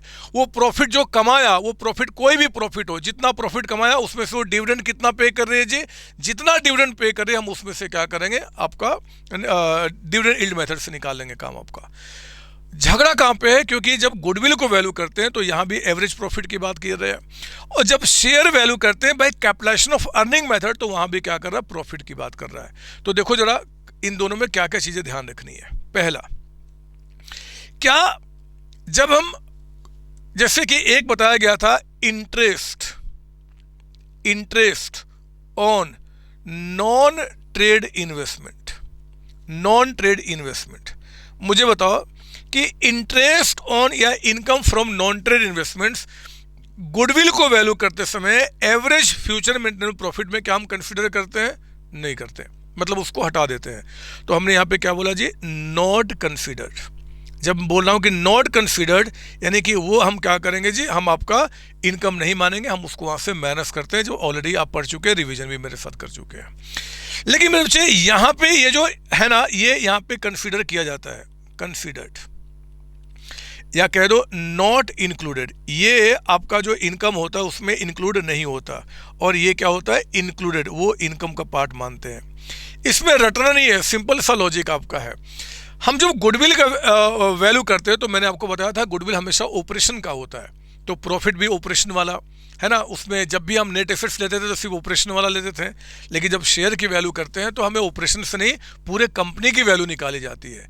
तो पूरे कंपनी का मतलब कि पूरे कंपनी का चाहे इन्वेस्टमेंट ट्रेड हो चाहे नॉन ट्रेड हो, जब हमने नेट एसेट्स मेथड से निकाला था ना अभी ऊपर में, तो सब कुछ लिया था। तो जब इनकम भी लिया जाएगा तो सब कुछ लिया जाएगा, चाहे ट्रेड हो चाहे नॉन ट्रेड हो। कोई इसमें डाउट नहीं सर। दूसरा पॉइंट कि फ्यूचर में जो एडिशनल एक्सपेंस या फिर रेवेन्यू हो सकते हैं, है ना, फ्यूचर में, याद है ना, गुडविल को वैल्यू करते समय इतना और खर्चे हो सकते हैं, इतना मैनेजमेंट पे और खर्चे कर सकते हैं। तो वो जरा बताओ कि गुडविल को वैल्यू करते समय हम उसका क्या करते थे कि जो फ्यूचर वाले हैं उनको भी हम कंसीडर करते थे, है ना, वो भी यहाँ पे क्या होते हैं जी, कंसीडर होते हैं। कंसीडर होने का मतलब कि अगर लगता है कि एक्सपेंस होगा तो हम प्रॉफिट से माइनस कर देते हैं, अगर लगता है कि फ्यूचर में गेन होगा आपका रूटीन में, तो हम उसको ऐड करते थे आपका ये सर। बट वो यहाँ पे नॉट कंसीडर्ड, यहाँ पे उसका कोई मतलब नहीं बनता। सर क्यों नहीं मतलब बनता? अरे शेयर की वैल्यू कर रहे हैं हम आपका क्या, आज के सिचुएशन पे हमारी कंपनी चल रही है, तब थोड़े किसी को बेचने की बात कर रहे हैं, ये काम कर रहे हैं। तो आप ना जब भी यहाँ पे फ्यूचर में होने वाले एक्सपेंसेज की अगर बात करेगा तो याद रखना, वो गुडविल को वैल्यू करते समय तो हम उसको प्लस माइनस करते हैं, बट वो यहाँ पे नहीं होता, यहाँ पे उसको कोई मतलब ही नहीं है। समझ में आ रही बात आपको? ये सर। तीसरी बात आपका, तीसरी, पास्ट में अगर मान लो कोई एरर हुआ है, कोई गलती हुआ है, पास्ट में कोई गलती हुआ है, तो उस एरर को हम यहाँ पे रेक्टिफाई करते थे बच्चे, यानी कि उसको हम यहाँ पे कंसीडर करते थे। बोलो हाँ, ये सर। यहाँ भी कंसीडर करेंगे। दो आज तक की हिस्ट्री में इतना टिपिकल क्वेश्चन आपका नहीं बना हुआ है, लेकिन मान लो कल को अगर तो आपके दिमाग में कभी डिस्प्यूट उठ जाए पढ़ने के टाइम पे, तो गलतियाँ सुधारना ना बच्चे, तो इसको निकालते समय भी पास्ट की गलतियाँ सुधारते थे, इसको निकालते समय भी हम पास्ट की गलतियाँ सुधारेंगे, क्योंकि प्रॉफिट का मतलब सही प्रॉफिट होना चाहिए। कोई डाउट इसमें नहीं सर। उसके बाद पास्ट में अगर कोई एबनॉर्मल एक्सपेंस या फिर एबनॉर्मल अगर कोई आपका इनकम हुआ है, तो बताओ वो एक्सपेंस इनकम जो पास्ट में एबनॉर्मल नेचर का है, क्या हम गुडविल को निकालते समय हम उसको कंसीडर करते थे? मतलब क्या वो प्रॉफिट के अंदर होता था? नहीं होता था, हम उसको हटा देते थे कि आग लगी और 5 लाख रुपए का लॉस हो गया, तो भैया हम ये कंसीडर नहीं करेंगे। हम क्या बोलते थे कि अगर आग नहीं लगी होती तो प्रॉफिट हमारा कितना होता। तो इसका मतलब क्या, हमने उसके इम्पैक्ट को खत्म कर दिया। तो मेरे बच्चे इनको हम यहाँ पे क्या करते थे जी, हम यहाँ पे आपका जो पास्ट में जो है उनको यहाँ पे कंसीडर करते थे, और कंसीडर करके हम सही प्रॉफिट निकालते थे। हम यहाँ भी वही काम करेंगे, है ना। पास्ट में कोई एबनॉर्मल नेचर का, इवन शेयर को भी वैल्यू करते समय कोई एबनॉर्मल नेचर का कोई एक्सपेंस रेवेन्यू हो गया, तो उसके इम्पैक्ट को हम क्या करते हैं, खत्म करते हैं। अब दोबारा सुन लीजिए, इस पे जिंदगी भर के लिए डिस्प्यूट को खत्म कीजिए। पहला क्या, interest on non trade investment. Interest on non trade investment, इसको निकालते समय हम प्रॉफिट में नहीं मिलाते थे, हटा देते थे, मिला हुआ है तो इसको रहने देंगे, क्योंकि हम शेयर को वैल्यू करते समय पूरे बिजनेस की बात करते हैं, हम नहीं हटाएंगे। यहाँ पे फ्यूचर में होने वाले खर्चे रेवेन्यू हम इसको कंसीडर करते थे, मतलब प्लस माइनस करते थे, है ना, सही निकालने के लिए। यहाँ पे उसका कोई मतलब नहीं बनता, जो प्रेजेंट है हम उसी के हिसाब से सब कुछ देखेंगे। पास्ट में कोई एरर हुआ है, यहाँ पे रेक्टिफाई करेंगे, यहाँ भी रेक्टिफाई करेंगे। पास्ट में कोई एबनॉर्मल लॉस, एबनॉर्मल गेन हुआ है, यहाँ पे हम उसको रेक्टिफाई करते थे, सही करते थे, उसको हटा के देखते थे कितना बिजनेस का प्रॉफिट होगा, यहाँ भी करेंगे। दो आज तक इतना बड़ा क्वेश्चन नहीं बना, लेकिन बन भी गया तो कोई दिक्कत नहीं मेरे बच्चे, हम इसको आपको दिमाग में लेके चलेंगे और काम पूरा करेंगे, दिमाग आपका काम करेगा, कोई डाउट इसमें नहीं सर। तो ये चीज मैंने आपको बता दिया, इस दोनों में ही एक डिस्प्यूट आपका क्रिएट होता है। अब ये डिस्प्यूट आपका हमेशा के लिए खत्म हो जाना चाहिए, अब इसमें कोई डिस्प्यूट नहीं है आपका, है ना। ऐसे एग्जाम में जब भी क्वेश्चन आता है तो इतना आज तक कभी नहीं बना कि ये सारी बातें भी एडजस्ट करना होगा, बट आ जाए तो आ जाने दो। खैर आइए, यही क्वेश्चन जो हमने ऊपर में किया ना, ये क्वेश्चन आपका डिविडेंड यील्ड से, और ये आपका मैंने एक दूसरा भी तरीका हम लोगों ने क्लास में पढ़ा था, सेम चीज़ है, शॉर्टकट एक आपका, आप देख लेना समझ में आ जाएगा, अदरवाइज वो तरीका आपके लिए ठीक है। तो हम लोगों ने क्या किया, दो मेथड का दो अच्छी तरीके से रिवीजन कर लिया। एक आपका नेट एसेट्स मेथड, दूसरा आपका क्या देखा जी, कैपिटलाइजेशन मेथड। कैपिटलाइजेशन में कैपिटलाइजेशन ऑफ अर्निंग मेथड, और दूसरा आपका डिविडेंड यील्ड मेथड आपका। यहाँ तक तो बात हमारी हो चुकी है। एक बीच में मेथड आता है क्या, fair value method. Fair value method क्या करता है कि किसी भी दो मेथड से आप अपने शेयर की वैल्यू निकाल दो और उसको क्या करो 2 से डिवाइड कर दो, तो फेयर वैल्यू कहा जाता है। एक आप जनरली क्या होता है कि एक तो नेट एसेट्स मेथड से जो निकला वो लेंगे और दूसरा कैलकुलेशन मेथड। लेकिन कैलकुलेशन में 3 थे आपका, कैलकुलेशन ऑफ अर्निंग, कैलकुलेशन आपका दूसरा था डिविडेंड यील्ड, तीसरा ईपीएस वाला। कौन सा कुछ ना बताया तो हमेशा क्या करेंगे बच्चे, डिविडेंड यील्ड वाला। तो ये प्लस डिविडेंड यील्ड वाले से निकाल के दोनों को हम 2 से डिवाइड कर देंगे, फेयर वैल्यू से काम हो जाएगा। कोई डाउट इसके अंदर में? नहीं सर। तो ये भी मैंने आपको बातें बता दी हैं, ठीक है। आइए एक क्वेश्चन में अब आपको यहाँ पे रिवाइज कराऊं, जहाँ पे हम क्या देखेंगे कि गुडविल भी वैल्यू करना होगा, शेयर्स भी वैल्यू करना होगा। एग्जाम में बहुत बड़ा पसंदीदा आपका ये टॉपिक बनता है हमारे एग्जामिनर के लिए। जब भी एग्जाम में क्वेश्चन आता है ना, आज मैं दिखाऊंगा भी, हमारे अभी पास्ट में एग्जाम में क्वेश्चन आए हुए हैं, तो वो क्या करता है कि पहले गुडविल निकालो और फिर शेयर की वैल्यू निकालो, दोनों कर दो। जब ऐसा क्वेश्चन आएगा तो जनरली 14 मार्क्स में आते हैं, बाकी देख लेंगे। Following is the balance sheet of Ramesh limited as on 31 March 2026। Equity share capital है, प्रेफरेंस शेयर कैपिटल है, रिजर्व है, प्रॉफिट लॉस है, डिवेंचर्स है, क्रेडिटर्स है। कहता है कि goodwill, building plant, investment in 10% stock. कहता है कि 480 इसकी कॉस्ट है, मार्केट वैल्यू इतना है और नॉमिनल यानी कि फेस वैल्यू इतना है। ये नॉन ट्रेड इन्वेस्टमेंट है, कुछ ना बताया तो हमेशा नॉन ट्रेड होता है। Stock, debtors, cash, preliminary expenses आपका। कहता है कि assets are revalued as under इतने इतने इतने पे। एवरेज प्रॉफिट बिफोर टैक्स, हमेशा हमें आफ्टर टैक्स लेना होता है, बट एनीवे बिफोर टैक्स कहता है कंपनी का इतना है। And 12.5% of profit is transfer to general reserve. Rate of taxation कहता है कि 50% है। Normal dividend expected on equity shares 8%, while fair return on closing capital employed कहता है कि 10% है।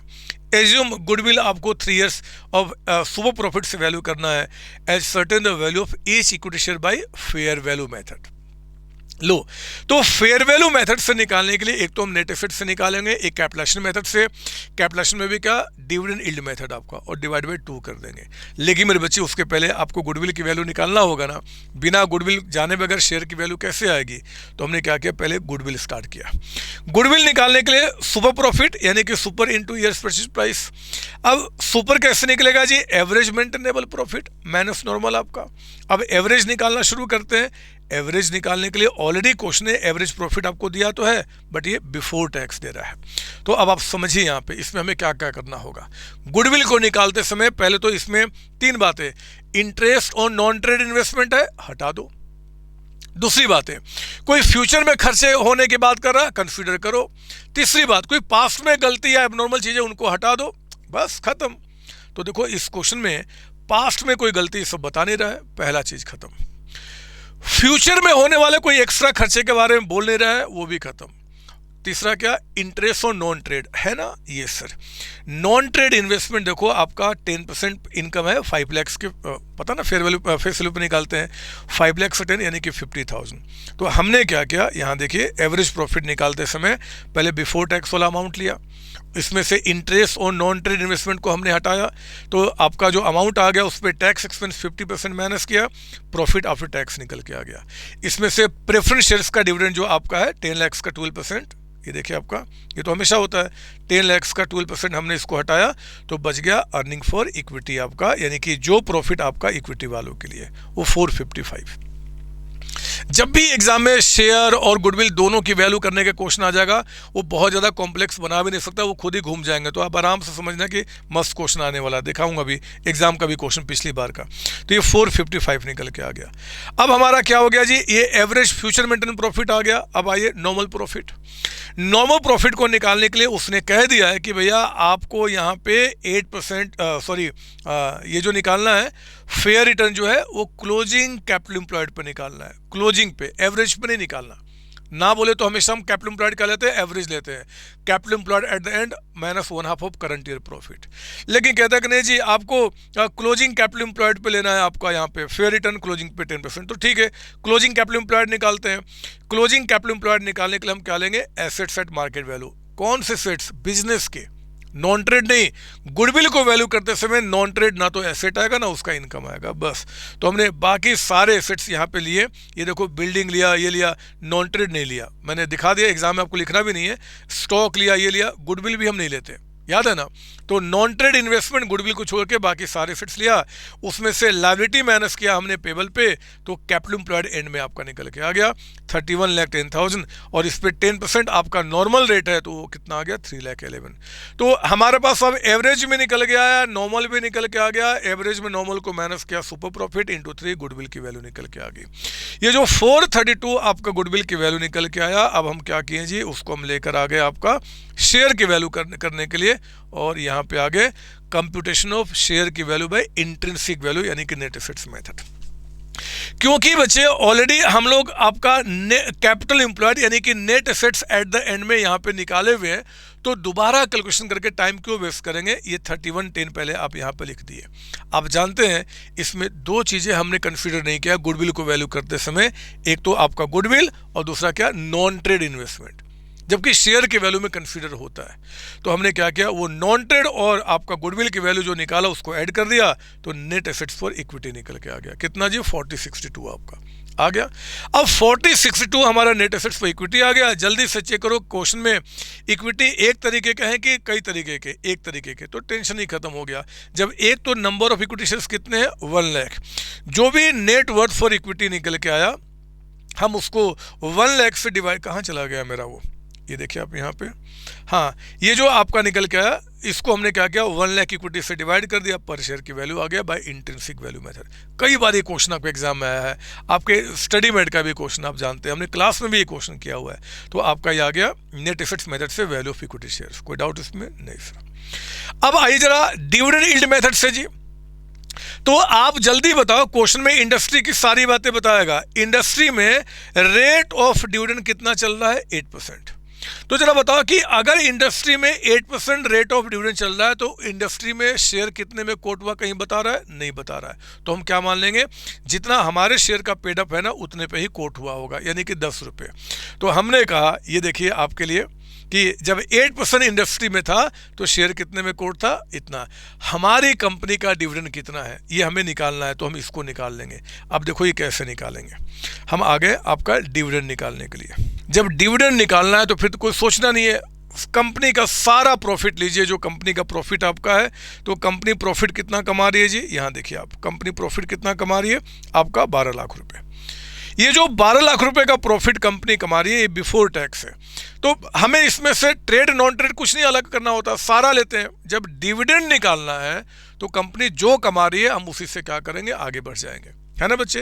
तो 12 लाख रुपए का एक तो प्रॉफिट आपका दिख रहा है जो कंपनी यहाँ पे बिफोर टैक्स दिया हुआ है। इस 12 लाख में ट्रेड वाला भी होगा, नॉन ट्रेड वाला भी होगा, ठीक है, कोई बात नहीं, हम पूरा लेंगे आपका, है ना। तो आपका 12 लाख रुपए हमने क्या किया, वो प्रॉफिट लिया।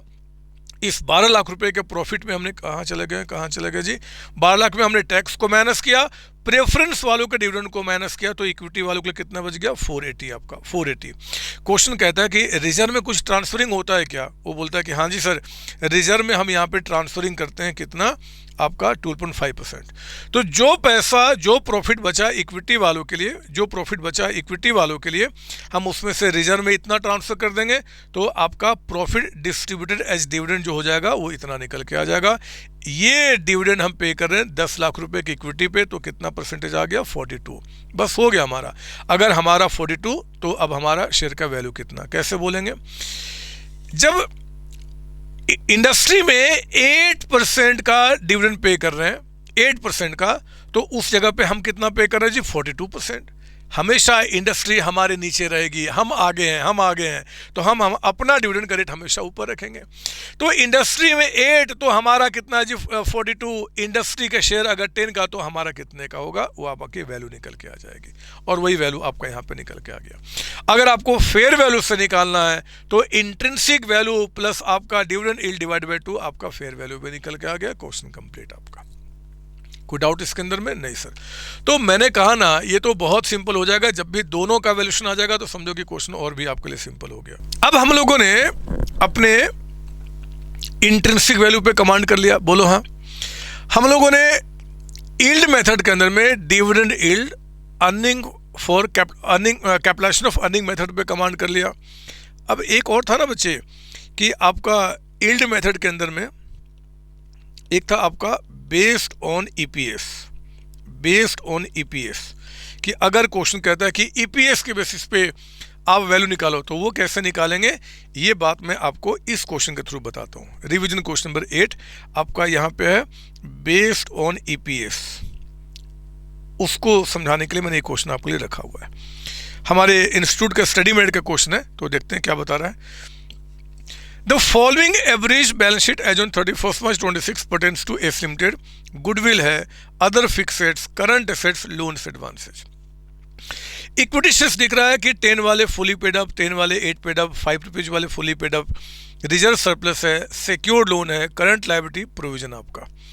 You are required to calculate following for each of the 3 category value per share on the basis of EPS। आपको शेयर की वैल्यू निकालना है ईपीएस के बेसिस पे। तो हमने कहा ना कि यील्ड मेथड के अंदर में जो मेथड बोल देगा उसके हिसाब से, ना बोले तो हम डिविडेंड यील्ड से निकालेंगे, ठीक है ना। For the year ending on 31 March 26 company has earned 1371 lakh profit after tax. इतना कंपनी ने प्रॉफिट कमाया है, which can be considered to be normal for the company. Average EPS for a fully paid up shares of ₹10 of a company in the same industry आपको कहता है कि 2 है। मतलब कि इस कंपनी को छोड़ के जो इंडस्ट्री में बाकी कंपनियां हैं उनका एक शेयर अगर मार्केट में 10 रुपये में आपका ट्रेड हो रहा है तो वो 2 रुपये का ईपीएस पे कर रहा है। तो बच्चे कहीं कुछ नहीं, अगर ये आ जाए ना तो एग्जैक्टली वैसे ही जैसे डिविडेंड यील्ड से नहीं करते थे, सेम उसी तरीके से सॉल्व होगा। सिर्फ जहां पे डिविडेंड हुआ करता था वहां पे क्या हो जाएगा जी, ईपीएस हो जाएगा। आप यहां लिख देना कि अगर इंडस्ट्री में ईपीएस 2 है तो मार्केट में शेयर कितने में कोटेड है, 10 में, तो हमारा ईपीएस कितना होगा, तो हमारे कितने में कोटेड होगा। मतलब अब टारगेट आपका कहां चला गया, ईपीएस निकालने पे, जो कि बहुत सिंपल होता है। अब देखो हमारे पास ईपीएस निकालने के लिए अर्निंग फॉर इक्विटी आपको कितना बता रहा है, कंपनी ने कितना प्रॉफिट अर्न किया है, 1371। तो 1371 पहले हमने यहां पर लिखा। चेक करो कहीं पे प्रेफरेंस शेयर्स है, नहीं होता तो हम उनके डिविडेंड को हमेशा माइनस करते हैं ना, क्योंकि इक्विटी वालों की वैल्यूएशन हो रही है, इक्विटी का प्रॉफिट नहीं है। तो यही हमारा क्या हो गया जी, अर्निंग फॉर इक्विटी आपका हो गया। अगर मान लो एक ही टाइप के शेयर होते, एक ही टाइप के, मान लो सिर्फ ये होता, तो ईपीएस निकालने के लिए हम 180 लाख से डिवाइड कर देते, ईपीएस अर्निंग पर शेयर निकल जाता। लेकिन बच्चे अगर 2 तरीके के 3 तरीके के शेयर्स हैं तो हम क्या करेंगे, हमेशा ऐसे केस में आपको 1 रुपये की वैल्यू पहले निकालना होगा। हमेशा जहां पे डिफरेंट टाइप रहेगा ना तो आपको 1 रुपये की वैल्यू निकालना होगा, कुछ इस तरीके से। ये देखिए आप, अर्निंग फॉर इक्विटी इतना है, total paid up value of equity कितना निकल के आ गया, ये। नोशनल कॉल नहीं देखना, नोशनल कॉल कहीं नहीं होता, सिर्फ वो नेट एसेट्स मेथड में होता, बाकी कहीं भी नहीं। तो टोटल पेड अप कितना है जी, इन सबको ऐड करके ये प्लस ये आपका, ये हमारा पेड अप निकल के आ गया। हमने कहा कि भैया अर्निंग पर शेयर पर ₹1 पेड अप, मतलब कि अगर हमने 1 रुपया इस कंपनी को पे किया है तो 1 रुपये पे ईपीएस कितना वो देखते हैं। तो हमने क्या किया, इतने लाख्स को हमने इससे डिवाइड किया, वो ये निकल के आया, 1 रुपये पे ईपीएस निकल के आया, पर ₹1, 1 रुपये पे आपका ईपीएस निकल के आ गया। तो अगर एक शेयर 10 रुपये का है तो 10 रुपये पे कितना हो जाएगा, 10 से मल्टीप्लाई कर दो। एक शेयर जो आपका 8 रुपीज पे, उसका कितना हो जाएगा ये, और 5 तो ये। इसमें हम वो 10 रुपये का वैल्यू निकाल के माइनस करने वाला नहीं करते, वो सिर्फ नेट एसेट्स में करते हैं। यहाँ पे जितने रुपए लोगों ने पे किए हैं हम उन्हीं पे क्या करेंगे, उतने रुपए पे, क्योंकि जो कंपनी अर्न कर रही है ना बच्चे, वो इसी पे कमा रही है ना, तो जो एक्चुअल है हम उसी पे निकालते हैं। तो ईपीएस हमने 10 रुपये वाले का निकाल लिया, फिर ईपीएस हमने 8 रुपये का निकाल लिया, फिर ईपीएस हमने 5 रुपये पे निकाल लिया, तो हर एक शेयर का ईपीएस हमारा निकल गया। अब अगर आपको पहले आपको वैल्यू करना कौन सा शेयर का जी, मान लो 10 रुपये वाले का, तो हम क्या बोलेंगे, हम कहेंगे कि भैया इंडस्ट्री अगर 2 रुपये का ईपीएस पे कर रही है तो इस शेयर पे हम कितना ईपीएस पे कर रहे हैं, हम तो बड़े हैं, हम ऊपर रहेंगे अपने आप को, इतना पे कर रहे हैं। तो अगर इंडस्ट्री के शेयर 10 रुपये में कोटेड है तो हमारा शेयर कितने में कोटेड होगा। अगर हम 10 रुपये वाले 8 पेड अप वाला निकाल रहे हैं तो इंडस्ट्री में 2 रुपये ईपीएस है, तो हमारा ईपीएस कितना जिस शेयर पे, इतना है। तो अगर इंडस्ट्री का शेयर ये 10 में कोटेड तो हमारा कितना, एंड वाइस वर्सा। इस तरीके से काम कर लेंगे, क्लियर ना। तो कुछ भी नहीं है, अगर बेस्ड ऑन ईपीएस आ जाए तो डिविडेंड की जगह पे ईपीएस को रिप्लेस कर देना और काम पूरा कर लेना। कोई डाउट इसके अंदर में, नहीं सर। तो ये हमने क्या किया, आपको यहाँ पे बता दिया, मुझे विश्वास है इसमें आपको कोई दिक्कत नहीं होगी। है ना बच्चे। तो ये भी हमारा हो गया। हम लोगों ने आपका क्या किया, वो आपका जितने भी मेथड आपके थे ना, यहाँ पे एक बार मैं ऊपर में दिखा दूँ, हमने किसका किसका रिवीजन कर लिया। और आपको एक सच्चाई बताऊँ, आपने इस चैप्टर से आने वाले एग्जाम में जो क्वेश्चंस हैं उसका 90% 95% का आप रिवीजन कर चुके हैं। क्योंकि आज तक देखा गया मैक्सिमम जो एग्जाम में क्वेश्चन आता है वो या तो नेट एसेट से आएगा, या फिर यील्ड मेथड से आएगा, या फिर इस दोनों को इकट्ठा करके बोलता है भाई टू, यानी कि फेयर वैल्यू मेथड से। 90% 95% क्वेश्चन इसी से निकल के आते हैं। अब जो बाकी छोटे छोटे मेथड्स हम वो भी देख लेते हैं। एंड छोटे में भी ये जो डिस्काउंटेड कैश फ्लो मेथड है ना, ये बड़ा ही इंपॉर्टेंट है। तो हम इसको प्यारे तरीके से रिवाइज करेंगे, फिर हम मस्त तरीके से आगे बढ़ेंगे बाकी को देखकर, और इस चैप्टर को अच्छी तरीके से ख़त्म करेंगे। अभी तो वर्कबुक के भी क्वेश्चन देखना है, पास के भी क्वेश्चन देखना है, सब दिखाऊंगा। थोड़ा सा एक बार समय तो दो मुझे कम से कम यहाँ पे। अब आइए जरा, ये तो हो चुका हमारा, हाँ जी। आइए जरा यहाँ पे हमने क्या किया, let's revise now income approach.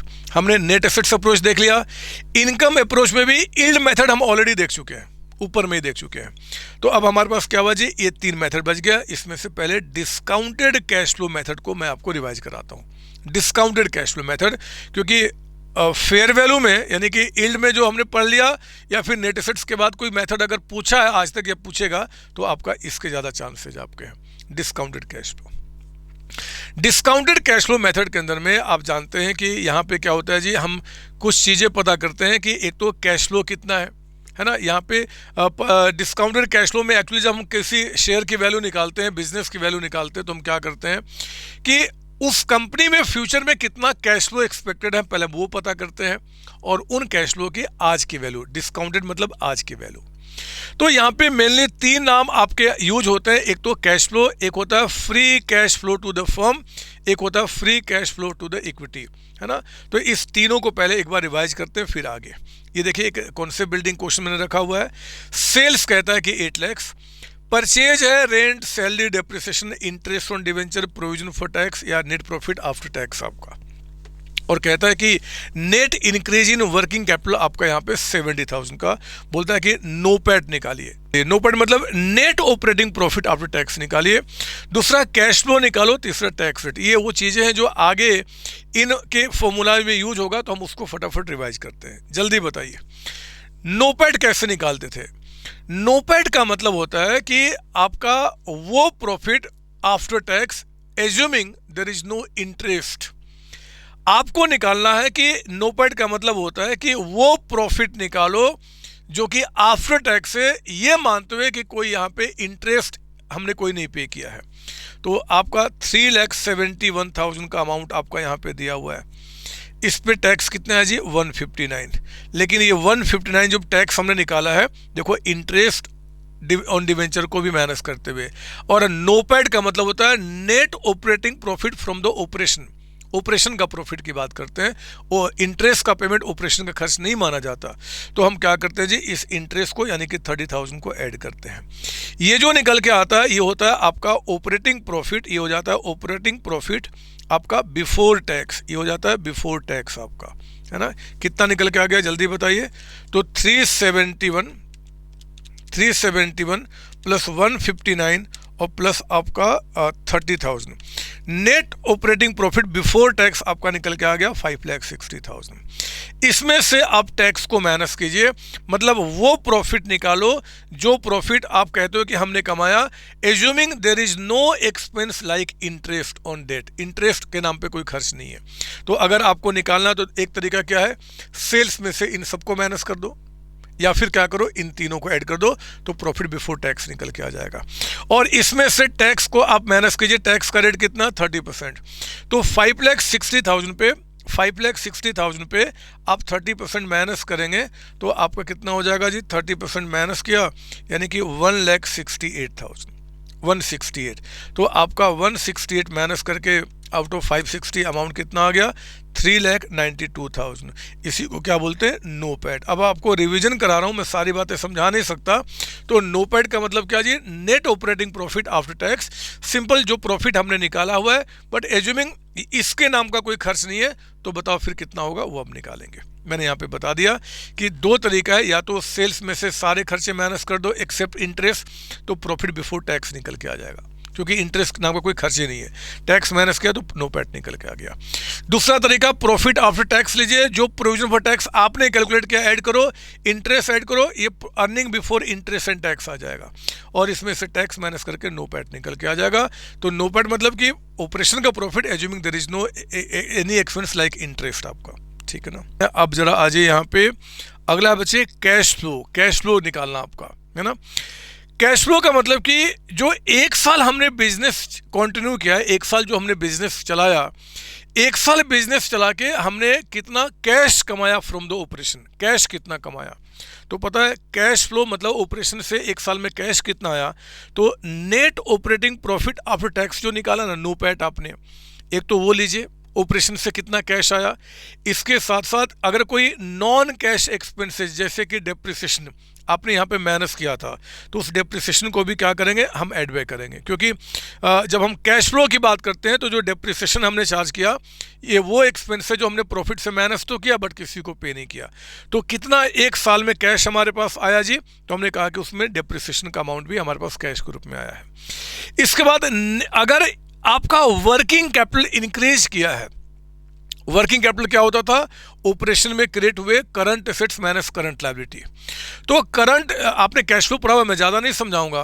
Current assets minus current liability आपका वर्किंग कैपिटल होता है, और अगर वर्किंग कैपिटल इंक्रीज किया तो एक तरीके से पैसा हमारा ब्लॉक हो गया, डेटर्स बढ़ रहा होगा तो हमारा वर्किंग कैपिटल बढ़ रहा होगा। डेटर्स बढ़ने का मतलब कि वो पैसा कैश के रूप में हमारे पास नहीं आया, तो हम उसको क्या करते हैं, लेस करते हैं।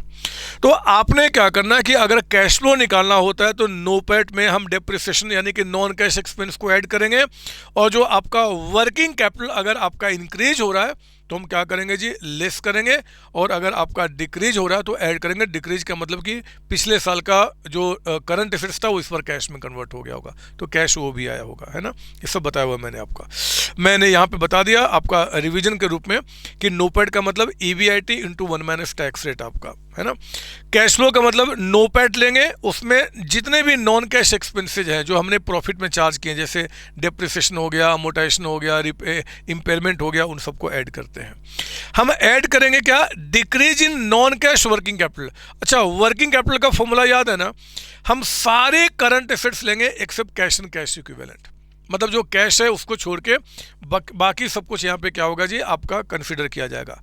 करंट लायबिलिटी हम सारे लेंगे एक्सेप्ट शॉर्ट टर्म डेट को छोड़ के, मतलब कि जो ऑपरेशन में एक्चुअली क्रिएट होते हैं, ये तो कर्ज है ना, तो जो ऑपरेशन में क्रिएट होते हैं हम उनके बारे में से बात कर रहे हैं। क्रेडिटर्स हो गया, बिल्स पेबल हो गया।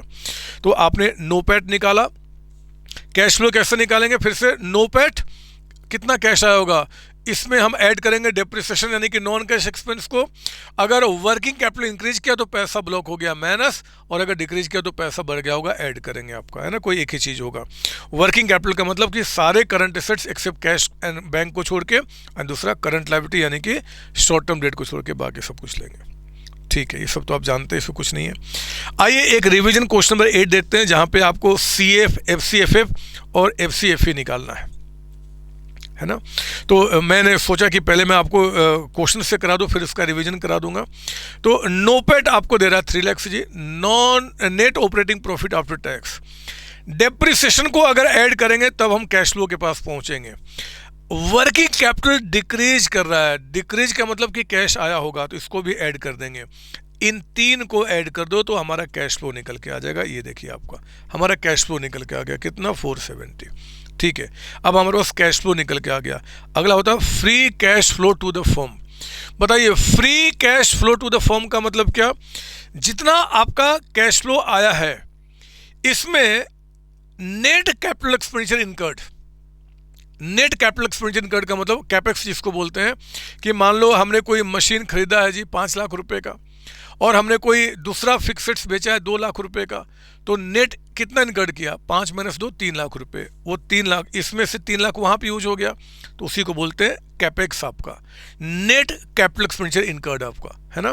तो अब जैसे देखो यहाँ पे क्या है कि जो कैपिटल एक्सपेंडिचर आपने किया है ड्यूरिंग द ईयर, आपका कहता है कि 48,000 है, और सेल भी हमने किया जी एक फिक्स्ड का, वो 8,000, तो नेट अमाउंट बताओ कि कैपिटल एक्सपेंडिचर नेट कितना चला गया हमारे पास से 40, तो हमने क्या किया, उस 40 को यहाँ पे माइनस किया, जितना कैश हमारे पास बिजनेस में आया था फ्रॉम ऑपरेशन, उसमें से 40 हमने क्या किया जी, कैपिटल एक्सपेंडिचर पे खर्च कर दिया, तो हमारे पास free cash flow to the firm कितना बच गया, 430 का अमाउंट।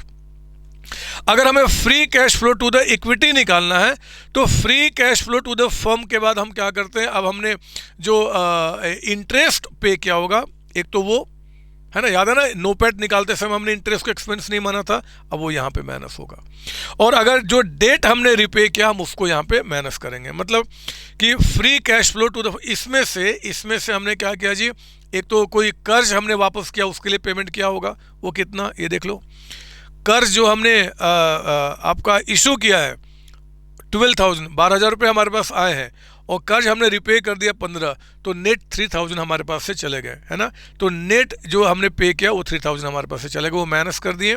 इंटरेस्ट भी हमने पे किया होगा, इंटरेस्ट हमने पे किया 5,000, लेकिन टैक्स सेविंग आपका 1,000 हो गया, तो 5,000 का पे किया, 1,000 रुपये टैक्स बचा लिया, नेट ऑफ टैक्स हमेशा लेते हैं, वो कितना हो गया, 4,000। ये सारे कॉन्सेप्ट ऑलरेडी क्लास में पढ़ चुके हैं, बस रिवाइज करा रहा हूँ, कॉन्सेप्ट समझाने का टाइम नहीं है, आप मेरी मजबूरी समझेंगे। तो इंटरेस्ट ऑन डेट पेड आपका नेट ऑफ टैक्स कितना हो गया, 4,000, तो FCFE free cash flow to the equity आप गया 423। दोबारा कैश फ्लो का मतलब ऑपरेशन से कितना कैश है, ठीक है। Free cash flow to the firm, हमने क्या करेंगे जी, कैश फ्लो में जो कैपेक्स है, नेट कैपिटल एक्सपेंडिचर जो आपने खर्च कर दिया होगा, उतना अमाउंट माइनस कर दो, तो free cash flow to the firm आ जाएगा। Free cash flow to the firm में जो हमने बिजनेस जिसे फाइनेंस किया था उनको कुछ दिया या उनसे लिया, मतलब लोन अगर रिपे किया तो इसमें माइनस, लोन हमने रेज किया तो पैसा आया होगा प्लस कर देंगे, इंटरेस्ट पे क्या होगा, चाहे कोई भी डेट हो, लॉन्ग टर्म चाहे शॉर्ट टर्म डेट पे, तो उसको हम क्या करेंगे, यहाँ पे माइनस कर देंगे। और ध्यान रखना यहाँ पे नेट डेट है, डेट आपका लॉन्ग टर्म हो चाहे शॉर्ट टर्म हो, तभी हमने वर्किंग कैपिटल में शॉर्ट टर्म को नहीं कंसिडर किया था, याद है ना आपको यहाँ पे, क्योंकि शॉर्ट टर्म डेट जो होते हैं इनका पेमेंट कितना हुआ या उस पर जो इंटरेस्ट पे हुआ वो कहाँ कंसिडर किया जाएगा, FCFE निकालने में। तो इंटरेस्ट जो ऑन डेट मतलब लॉन्ग टर्म चाहे शॉर्ट टर्म डेट दोनों पे जो पे किया, नेट डेट रिपे का मतलब कि लॉन्ग टर्म चाहे शॉर्ट टर्म कोई भी उसका नेट, मतलब जितना रिपे किया जितना पैसा आया उसका नेट करके अमाउंट आपका, ये मैंने क्वेश्चन में आपको दिखा दिया। कोई डाउट इसके अंदर में? नहीं सर। अब वही इनके बारे में, फ्री कैश फ्लो यानी कि CF दो तरीके का होता है, FCFF और FCFE, ऑलरेडी ऊपर में बता चुका हूं, तो यहाँ पे समझाने का कोई मतलब बनता नहीं है, आप इसको देख लेंगे। अब आइए जरा कुछ और भी कॉन्सेप्ट हैं जो शेयर्स को वैल्यू करते समय डिस्काउंटेड कैश फ्लो मेथड में कुछ वर्ड्स यूज होते हैं, आपने ऑलरेडी पढ़ा होगा आपके SFM में, चाहे AFM, पता नहीं क्या होता था, तो मैं फिर भी थोड़ा सा यहाँ पर रिवाइज करा दूँ। आपको एक वर्ड आएगा बच्चे शेयर को वैल्यू करते समय, कॉस्ट ऑफ कैपिटल का। आप जानते हैं कॉस्ट ऑफ कैपिटल का मतलब weighted average cost of capital. Weighted average cost of capital मतलब कि weight of equity into cost of equity, weight of debt into cost of debt, and cost of debt हमेशा क्या लेंगे, 1 minus tax rate, क्योंकि इस पर हमेशा tax का बेनिफिट मिलता है, and weight of preference shares into cost of preference shares आपका, है ना। तो ये आपका ऐसे करके हम weighted average cost of capital निकालते हैं। मैंने यहाँ पे एग्जांपल दे दिया कि डेट है, इक्विटी है, प्रेफरेंस शेयर्स है, before tax cost of debt बता रहा आपके 11% है, रिक्वायर्ड रेट ऑफ इक्विटी भी कहता है कि इतना है कि, और आपका टैक्स रेट कहता है कि 30% है। तो आपका weighted average cost of capital निकालना, ये SFM में आपने पढ़ा हुआ है, लेकिन थोड़ा सा यहाँ पे बता दूँ। आप देखो कि आपका जो टोटल कैपिटल स्ट्रक्चर है, मतलब टोटल जो आपका कैपिटल है वो इन तीनों का टोटल कितना हो गया, 90 लाख रुपीज़। 90 लाख में इन तीनों का वेट कितना, डेट का, इक्विटी का, ये तो हमने क्या किया, तीनों का प्रोपोर्शन निकाल लिया, इतना इतना आपका है ना।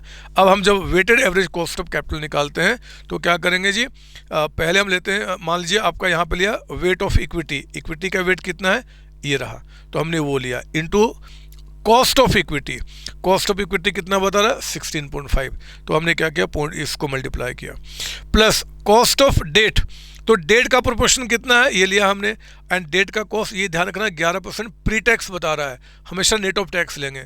तो 11 में आपका 30% टैक्स माइनस करके तो हमने वो ले लिया आपको यहाँ पे, और प्रेफरेंस शेयर्स का ये ऐड करके हमने बोला ये weighted average cost of capital. हो सकता है कि डिस्काउंटेड कैश फ्लो मेथड से जब क्वेश्चन आ जाए तो उस केस में weighted average cost of capital निकालना पड़ जाए, क्योंकि आगे यूज होता है, तो मैंने सोचा कि वो फॉर्मूला भी आपको बता दूं, अदरवाइज एमसीक्यू में आ जाएगा या फिर एसएफए में तो आपका ये यूज हो ही जाएगा, है ना। वेट निकालने के लिए ध्यान रखना, ये जो हम वेट लेते हैं ना, ये वेट जो हमने लिया जनरली इन तीनों का हम लेते हैं मार्केट वैल्यू। मैंने लिख दिया वेट को निकालने के लिए जनरली हम सिक्योरिटी के क्या लेते हैं, मार्केट वैल्यू, बट क्वेश्चन में अगर मार्केट वैल्यू नहीं दिया रहेगा तो कोई नहीं, हम बुक वैल्यू से भी उसको निकाल लेते हैं, ठीक है ना।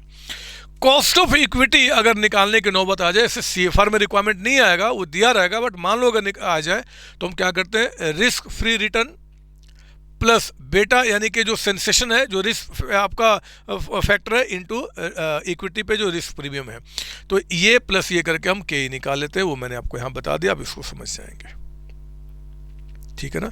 एक क्वेश्चन भी मैंने दिखा दिया, एमसीक्यू में आपका आया हुआ है, सीएफआर में, एसएफए में तो भरे पड़े होंगे, तो मैं फिर भी बता दूं, एक 10 ईयर्स गवर्नमेंट बॉन्ड में आप इतना इंटरेस्ट कमा रहे हो, जिससे रिस्क फ्री रिटर्न हो गया, गवर्नमेंट का है risk free return. BSc Sensex में आपका जो रिटर्न चल रहा है 16, ये मार्केट रेट चल रहा है आपका, और बेटा कितना चल रहा है जी, आपका रिस्क फैक्टर 1.2, तो इक्विटी का रिटर्न निकालिए। हम क्या करेंगे, रिस्क फ्री रिटर्न हो गया, ये रिस्क प्रीमियम ये मार्केट में रेट चल रहा है, और ये आपका रिस्क फ्री, तो इनको माइनस करके क्या निकाल दिया हमने, रिस्क प्रीमियम, और इनटू बेटा फैक्टर से मल्टीप्लाई करके आपका ये निकल के आ गया। कोई डाउट इसके अंदर में नहीं सर, तो मैंने ये भी बता दिया। अब ये सब चीज़ें क्योंकि आगे यूज होंगी तो मैंने आपको पहले समझा दिया, अगर आप जानते हो तो अच्छी बात है। आइए अब हम यहाँ पे शेयर की वैल्यू निकालना शुरू करें, पहले बिजनेस की वैल्यू फिर शेयर की value based on discounted cash flow. सुनेंगे ध्यान से। देखो वैल्यू ऑफ बिजनेस को यहाँ पे समझाने के लिए मैंने सोचा कि ये सब थ्योरी जितनी भी चीज़ें हैं ना जो हम लोगों ने पढ़ा हुआ है, मैं क्यों ना पहले आपको यहाँ पे एक क्वेश्चन के थ्रू मैं आपको रिकॉल करा दूँ, इस रिवाइज हो जाएगा, फटाफट सारी बातें रिकॉल हो जाएंगी। रिविजन क्वेश्चन में 11th में आई कहता है कि free cash flow are expected by the company from the business. Business से फ्री कैश फ्लो यानी कि सीएफ आपको बता रहा है जो हम एक्सपेक्ट कर रहे हैं। डिस्काउंटेड कैश फ्लो मेथड में बच्चे जब भी आप बिजनेस का या फिर अपने इक्विटी का जो वैल्यू निकालते हो तो या तो पहले सीएफ या फिर FCF free cash flow to the firm या free cash flow to the equity, तीनों में से कोई एक चीज़ पहले पता करना होता है। हम क्या पता करेंगे, जो क्वेश्चन बोलेगा और उसी के बेसिस पे हम बिजनेस और फिर अपने इक्विटी शेयर की वैल्यू निकालते हैं, कुछ ऐसा। देखो इस क्वेश्चन के अंदर में हम लोग यहाँ पे कैश फ्लो एक्सपेक्ट कर रहे हैं। ये एक्सपेक्टेशन पता है कब है, ये आपका ये 1 जनवरी 2022 को हम लोग यहाँ पे खड़े हैं और एक्सपेक्ट कर रहे हैं कि हमारे बिजनेस से कितना कैश फ्लो आपका होने वाला है। तो हमें एक दिखाई दिया 2022 में इतना आएगा, 2023 में कैश फ्लो इतना आएगा, 2024 में, और 2025 ऑनवर्ड देखो आपका फिगर क्या हो रहा है, सेम चलते चला जा रहा है, सेम। तो जब भी आप बिजनेस की वैल्यू निकालते हो बेस्ड ऑन आपका कैश फ्लो और आपको कहता है कि जरा बताओ 1 2023 को, तो यहाँ नहीं, यहाँ कह रहा है 1 2023 को, यानी कि कहता है कि 1 2023 को यहाँ पे बताइए बिजनेस की वैल्यू कितना आपकी होगी। तो ये तो अब इरेलेवेंट रह गया। अगर हमें यहाँ पे वैल्यू निकालना है तो हम क्या करेंगे, एक तो 2023 में जो कैश फ्लो हम लोग एक्सपेक्ट कर रहे हैं उसकी आज की वैल्यू निकालेंगे, 2024 में जो कैश फ्लो एक्सपेक्ट कर रहे हैं उसकी आज की वैल्यू निकालेंगे, एंड 2025 ऑनवर्ड जो यहाँ पे आपका जो सेम अमाउंट हम एक्सपेक्ट कर रहे हैं, तो हम क्या करते हैं जी कि 2024 के एंड में ही बताओ हम क्या निकाल देते, इन सब का टर्मिनल वैल्यू। टर्मिनल वैल्यू कैसे निकलता था, 800 जो आप यहाँ पे एक्सपेक्ट कर रहे हो आगे में, इस 800 को आपका कमाने के लिए 10% के हिसाब से कितने अमाउंट की रिक्वायरमेंट होगी, तो आपका डिवाइड बाय 10 इंटू 100 करके ये आ गया 8000। इसको हम क्या बोला करते थे, टर्मिनल वैल्यू। और अगर हमें इस दिन पे कैश फ्लो के बेसिस पे बिजनेस की वैल्यू निकालना है तो बिजनेस से हम कितना कैश एक्सपेक्ट कर रहे हैं, इसकी आज की वैल्यू, इसकी आज की वैल्यू, और इस 2024 में ही इसको मानते हुए इसकी आज की वैल्यू। ये देखिए आप यहाँ पे 23 में जो कैश फ्लो आएगा, 24 में जो आएगा, एंड 25 ऑनवर्ड जो आएगा वो 25 नहीं, हम 24 के एंड में ही, 24 में ही क्या करते हैं जी, ये कैश फ्लो एक्सपेक्ट करते हैं आपका। तो हमने क्या किया, आपका यहाँ पे ये भी आपका लिया यहाँ पे 24 वाला, 24 में हमने टर्मिनल वैल्यू निकाला और इसको 10% है ना weighted average cost of capital, तो 10% से क्या किया, इसको डिस्काउंट किया, डिस्काउंट करके वैल्यू हमने निकाल दिया। सबसे इंपॉर्टेंट बात क्या होता है कि टर्मिनल वैल्यू कभी भी 2025 का नहीं माना जाता। जब हम ये एक्सपेक्टेशन हमारा जब कांस्टेंट हो जाता है तो जिस साल में शुरू हुआ ना उसके पिछले साल के एंड में ही ये वैल्यू मानी जाती है। जिस साल में शुरू हुआ उसके पिछले साल के एंड में, यानी कि 2024 की वैल्यू मानेंगे और फिर उसके आगे हम प्रोसीड करते चले जाएंगे, ठीक है ना। 2023 के एंड में इतना, 2024 के एंड में इतना, 2024 के एंड में इतना, और इन सब की आज की वैल्यू आपका वो हमने काम किया, ये हमारे बिजनेस की वैल्यू निकल के आगे, बिजनेस की वैल्यू। अगर कहता है कि आप फर्स्ट 2024 को बिजनेस की वैल्यू बताइए, तो 2024 में तो उसमें हम क्या करेंगे, ये देखिए आपका एक तो हम इसका डिस्काउंट करेंगे और एक हमने क्या किया, इसका टर्मिनल वैल्यू का हम यहाँ पे डिस्काउंट करेंगे। तो 2024 में 700 भी है, टर्मिनल वैल्यू भी 2024 में, और इसकी आज की वैल्यू। टर्मिनल वैल्यू का मतलब होता है कि कॉन्स्टेंटली जो आगे हम अर्न करेंगे टू द एंडलेस पीरियड, उनकी एक वैल्यू आपका जो हम एस्टिमेट करते हैं। अगर कहता है कि आप वैल्यू निकालो फर्स्ट 2025 को, तो फर्स्ट 2025 का मतलब क्या हो गया बच्चे, जो इनका जो टर्मिनल वैल्यू होगा वो हम निकाल लेंगे, और क्योंकि उसी दिन हम टर्मिनल वैल्यू निकाल रहे हैं और उसी दिन बिजनेस की वैल्यू, तो उसको हम डिस्काउंट नहीं करेंगे, तो वो हमने यहाँ पे दिखा दिया। पढ़ा ना हमने सब क्लास में, तो ये मैंने सारी बातें आपको बता दी। एक क्वेश्चन आपका रिवीजन क्वेश्चन नंबर 2 बहुत प्यारा सा है, एग्जाम में इसके आने के चांसेज हैं, अगर आ गया तो मज़ा आ जाएगा आपको। इसमें वो सब कुछ मैंने डाल दिया जो हमने अभी तक पढ़ा या रिवाइज किया। कहता है कि EBIT है, डेप्रिसिएशन है, कैपेक्स है, इंटरेस्ट है, increase in non cash working capital, increase हो रहा पैसा, ब्लॉक माइनस करेंगे। डेट कहता है कि स्टार्टिंग में इतना है, डेट जो हमने रिपे किया करंट ईयर में, डेट जो हमने इशू किया आपका इतना है, ठीक है। फर्दर में कहता है कि टैक्स रेट आपका है, weighted average cost of capital आपका, नंबर ऑफ इक्विटी शेयर्स और KE यानी कि कॉस्ट ऑफ इक्विटी कहता है कि आपका इतना है। कहता है कि नो पैट निकालिए, पहले हम इसको देखते हैं स्लोली। नो पैट क्या होगा जी, EBIT 1 माइनस टैक्स रेट, तो EBIT 1 माइनस टैक्स रेट यानी कि 0.75 से मल्टीप्लाई करके ये हमारा निकल के आ गया। फिर दूसरा बोलता है कि कैश फ्लो निकालो, कैश फ्लो बताओ क्या था, NOPAT plus non cash यानी कि डेप्रिसिएशन और आपका इंक्रीज इन वर्किंग कैपिटल हो रहा है तो माइनस करेंगे आपका, तो यहाँ पे हमारा कैश फ्लो भी निकल के आ गया। ये सब आप ऑलरेडी पढ़े हुए हैं, बहुत अच्छी तरीके से पढ़े हुए हैं, कई जगह पढ़े, कई सब्जेक्ट से पढ़ा है, तो मैं फटाफट रिकॉल करा रहा हूँ। अगर हमें निकालना है कि free cash flow to the firm, फटाफट बताइए, free cash flow to the firm में क्या करेंगे, कैश फ्लो निकाल के कैपेक्स को हम यहाँ पे माइनस कर देंगे। कैपेक्स यानी कि कैपिटल एक्सपेंडिचर कितना हुआ है 200, तो हमने क्या किया 200 को यहाँ पे सिर्फ माइनस कर दिया, 200 को माइनस किया, ये निकल के आ गया। Free cash flow to the equity, free cash flow to the equity वालों के लिए कितना पैसा बचेगा, तो हमने क्या किया, free cash flow to the firm में डेट जो हमने देखते हैं कि डेट जो करंट ईयर में इशू किया उससे पैसा आया कि गया है, तो देखो डेट इशू से 600 आया है और रिपे किया तो 500 गया है, तो 100 आया है नेट आपका, तो नेट 100 को हम प्लस करेंगे, यहाँ पे गया होता तो माइनस करते हैं। हमने कहाँ चला गया, ये हमने क्या किया जी, यहाँ पे प्लस किया, और इंटरेस्ट पेड हम लेते हैं नेट ऑफ टैक्स, वो हमने किया, तो आपका अमाउंट आ गया free cash flow to the equity 335 का अमाउंट। कोई डाउट इसके अंदर में? नहीं सर। तो ये हमने वन का कर लिया, ये 1 चारों निकल गया। अब हमें ध्यान से सुनना, एग्जाम में क्या पूछ रहा है, वैल्यू ऑफ बिजनेस निकालिए, बिजनेस की वैल्यू बेस्ड ऑन CF। तो बच्चे अगर बिजनेस की वैल्यू निकालना बेस्ड ऑन CF, तो हम क्या करेंगे, CF पता करेंगे। CF ऑलरेडी हमारा कितना है 660 आपका। अब देखो क्वेश्चन के अंदर में कहीं पे आपको ये बता रहा है कि आपका जो एक पहले साल में कितना, दूसरे साल में कितना, तीसरे साल में नहीं, तो एंडलेस आपका क्या है जी, हमें लगता है कि यही निकल के आएगा एंडलेस। तो टर्मिनल वैल्यू सिर्फ निकाल लो। अगर हमें पहले साल का, दूसरे साल का, तीसरे साल का पता चले तो हम उसको डिस्काउंट करेंगे, नहीं तो फिर क्या टर्मिनल वैल्यू निकालेंगे, वही हमारे बिजनेस की वैल्यू हो जाएगी। ये तो हमने पढ़ाया आपका। तो यहाँ पे देखिए आपका अगर वैल्यू ऑफ बिजनेस निकालना है बेस्ड ऑन CF तो हमने कैश फ्लो लिया, नीचे weighted average cost of capital निकल के आ गया आपको यहाँ पे।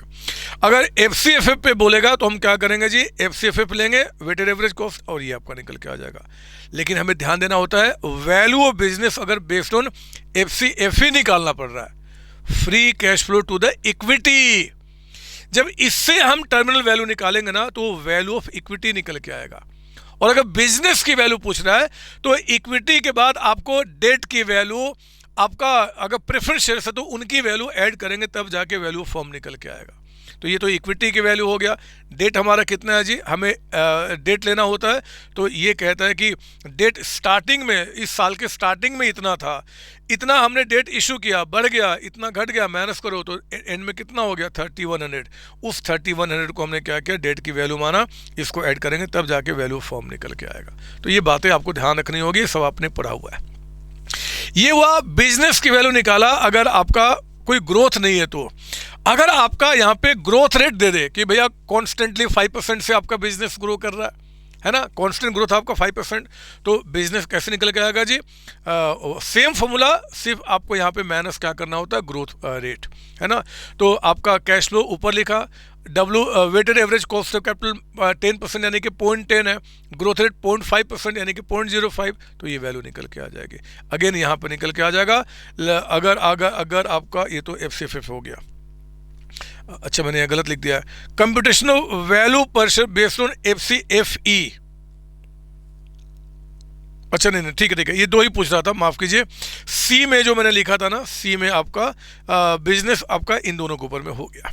अब वो कहता है कि डी में एक अगला क्वेश्चन है कि वैल्यू पर शेयर निकालिए बेस्ड ऑन FCFF, जब ग्रोथ रेट आपका 5% है।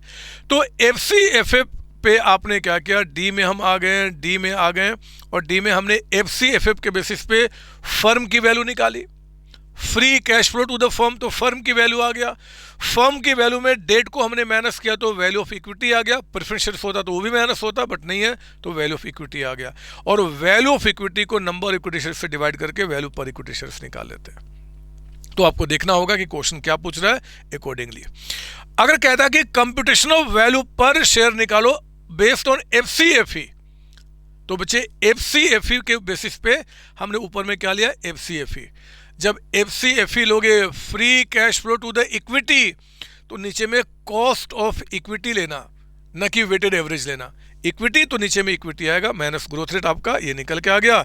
और क्योंकि इक्विटी का ही वैल्यू निकल के आ गया तो डेट को माइनस करने का मतलब बनता नहीं है, इसी को नंबर ऑफ इक्विटी से डिवाइड करके वैल्यू पर शेयर आप निकाल लेंगे।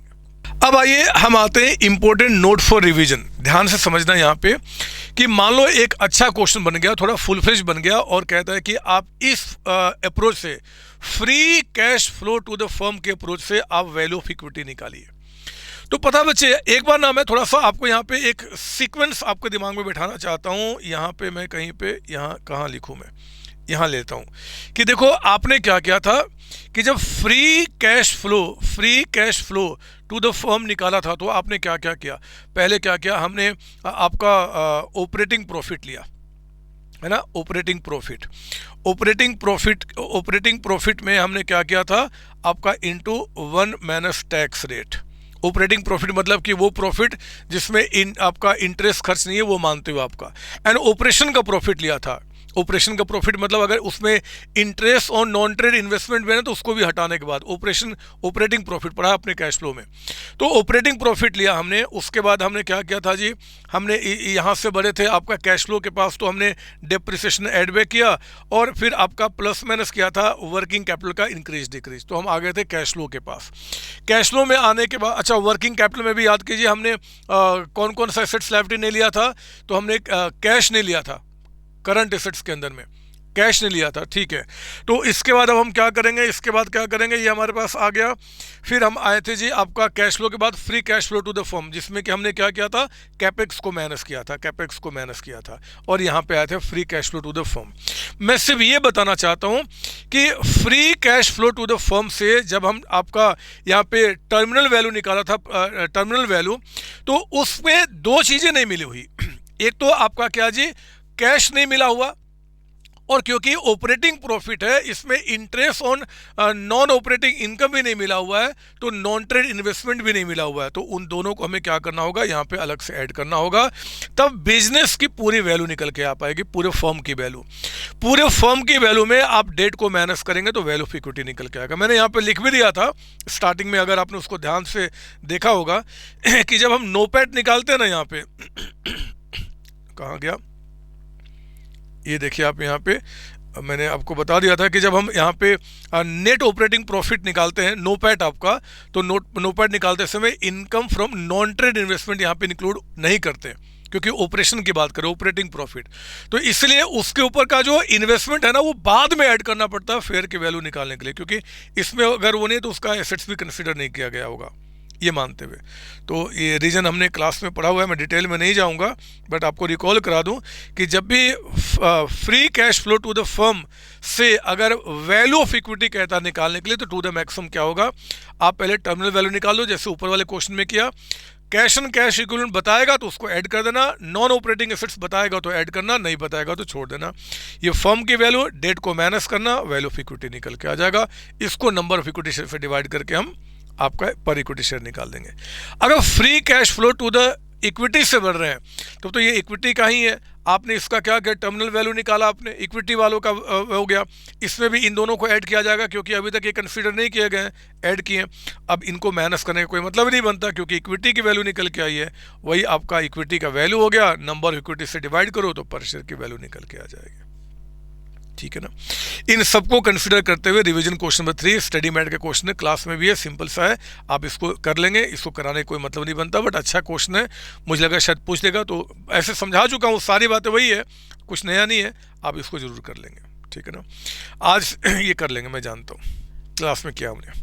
तो हम लोगों ने क्या किया कि जो आपका डिस्काउंटेड कैश फ्लो मॉडल है ना बच्चे, डिस्काउंटेड कैश फ्लो मेथड, वो भी खत्म कर लिया, थोड़ा सा स्लो कर लीजिए। नेट एसेट्स मेथड हमारा एंड, हम लोगों ने यील्ड मेथड के तीनों को हमने देख लिया, ठीक है, वो बात खत्म। Discounted cash flow method, discounted cash flow method में क्या होगा कि जो कैश फ्लो आप एक्सपेक्ट कर रहे हो, जो कैश फ्लो आप एक्सपेक्ट कर रहे हो, कैश फ्लो एफसीएफए या एफसीएफए बताएगा, उस अगर अलग अलग एक्सपेक्ट कर रहे हो आराम से हर एक साल का, तो उन सबको उनकी आज की वैल्यू निकालिए। नहीं तो फिर क्या करेंगे, जो भी हम एक्सपेक्ट करें उसका टर्मिनल वैल्यू पता करके हम उसकी आज की वैल्यू निकाल लेंगे। अगर हमें सिर्फ टर्मिनल वैल्यू पता चल पा रहा तो हम टर्मिनल वैल्यू निकालेंगे, वही कहेंगे कि बिजनेस की वैल्यू आपका है, ठीक है ना। तो ये चीज़ें आपको पता, आप उसको देख लेंगे, कर लेंगे, कोई दिक्कत नहीं।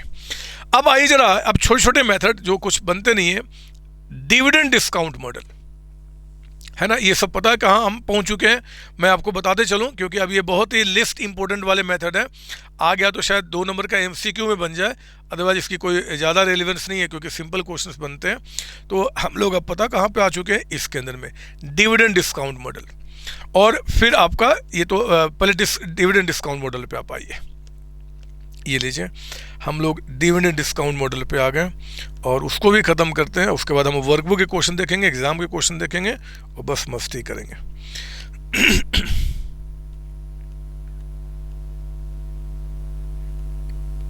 ये देखिए आप, डिविडेंड डिस्काउंट मॉडल, इसमें आपको क्या होगा कि अर्निंग फॉर इक्विटी आपको दिया हुआ है, डिविडेंड पे आउट रेशियो, मतलब इसमें हम कितना डिविडेंड पे करेंगे 70%, तो 30% हम रिजर्व में ट्रांसफर करेंगे। मतलब नंबर ऑफ इक्विटी शेयर्स दे रहा है, कॉस्ट ऑफ इक्विटी है, calculate value of equity by dividend discount model. इसमें कुछ भी नहीं करना, आप पता कर लेना कि इक्विटी वालों को हम डिविडेंड कितना पे करेंगे, ठीक है ना।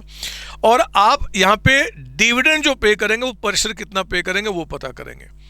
जैसे हम करते थे ना अर्निंग पर शेयर, वहाँ पे अर्निंग ना करके डिविडेंड पर शेयर पता कर लेंगे, और इसके बेसिस पे हम आपका शेयर की वैल्यू की इतना जो डिविडेंड कंपनी पे कर रही है, इतना कंपनी जो पे कर रही है, 15% जो आपका कॉस्ट ऑफ इक्विटी चल रहा है, इसके हिसाब से हमारे शेयर की वैल्यू कितनी होगी वो निकल के आ जाएगा। इट्स वेरी सिंपल, कुछ इसमें दम नहीं है।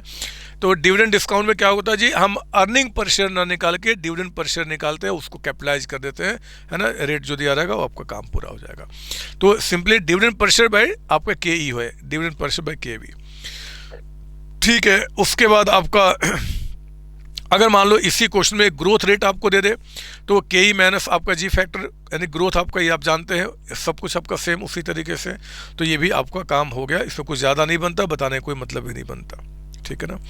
मेंटेनेबल प्रॉफिट बेसिस, ये पता नहीं इन्होंने अलग से नाम क्यों लिख दिया, कुछ भी नहीं है, वो अर्निंग ऑफ कैपिटलाइजेशन मेथड जो था ना बच्चे, उसी को यहाँ पे बोलते हैं मेंटेनेबल प्रॉफिट आपका। तो ये अलग से पढ़ा के अननेसेसरी कन्फ्यूजन क्रिएट होगा, कुछ भी नहीं है, सेम वही है। अर्निंग ऑफ कैपिटलाइजेशन मेथड को ही बोलते हैं यहाँ पे maintainable profit, and there is nothing new आपका, ठीक है ना। सब कुछ आपका वही है, सब कुछ वही है। अब आ जाइए जरा, अब हो गया हमारा जितने भी मेथड्स हैं। अब हमारे जो एग्जाम में क्वेश्चन है ना, एक बार उसको देख लेते हैं कि कैसे क्वेश्चंस आते हैं, है ना। तो उसमें आप रिवीजन क्वेश्चन नंबर 16 में आइए। Following is the balance sheet of Rukmani limited as on 31 March 2024। देखो क्वेश्चन कितने सिंपल आते हैं। पीपी है आपका, नॉन ट्रेड इन्वेस्टमेंट है, inventory, trade receivable, cash in bank. Equity है, रिजर्व है, डिवेंचर है, ट्रेड पेबल आपका। इन्वेस्टमेंट की नॉमिनल यानी कि फेस वैल्यू इतना है, एसेट्स को रिवैल्यू इतने पे किया गया है। एवरेज प्रॉफिट बिफोर टैक्स कहता है कि 12 लाख और रेट ऑफ टैक्स आपका 30% है। गुडविल को वैल्यू करना 3 years purchase of average profit, है ना आपका, as certain value of each equity share under intrinsic value method आपका।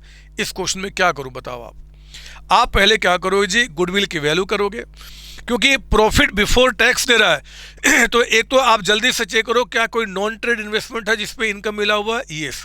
तो 10% ऑफ हम किसका लेंगे, 5 लाख, तो 50,000 पहले आप वो हटा दीजिए।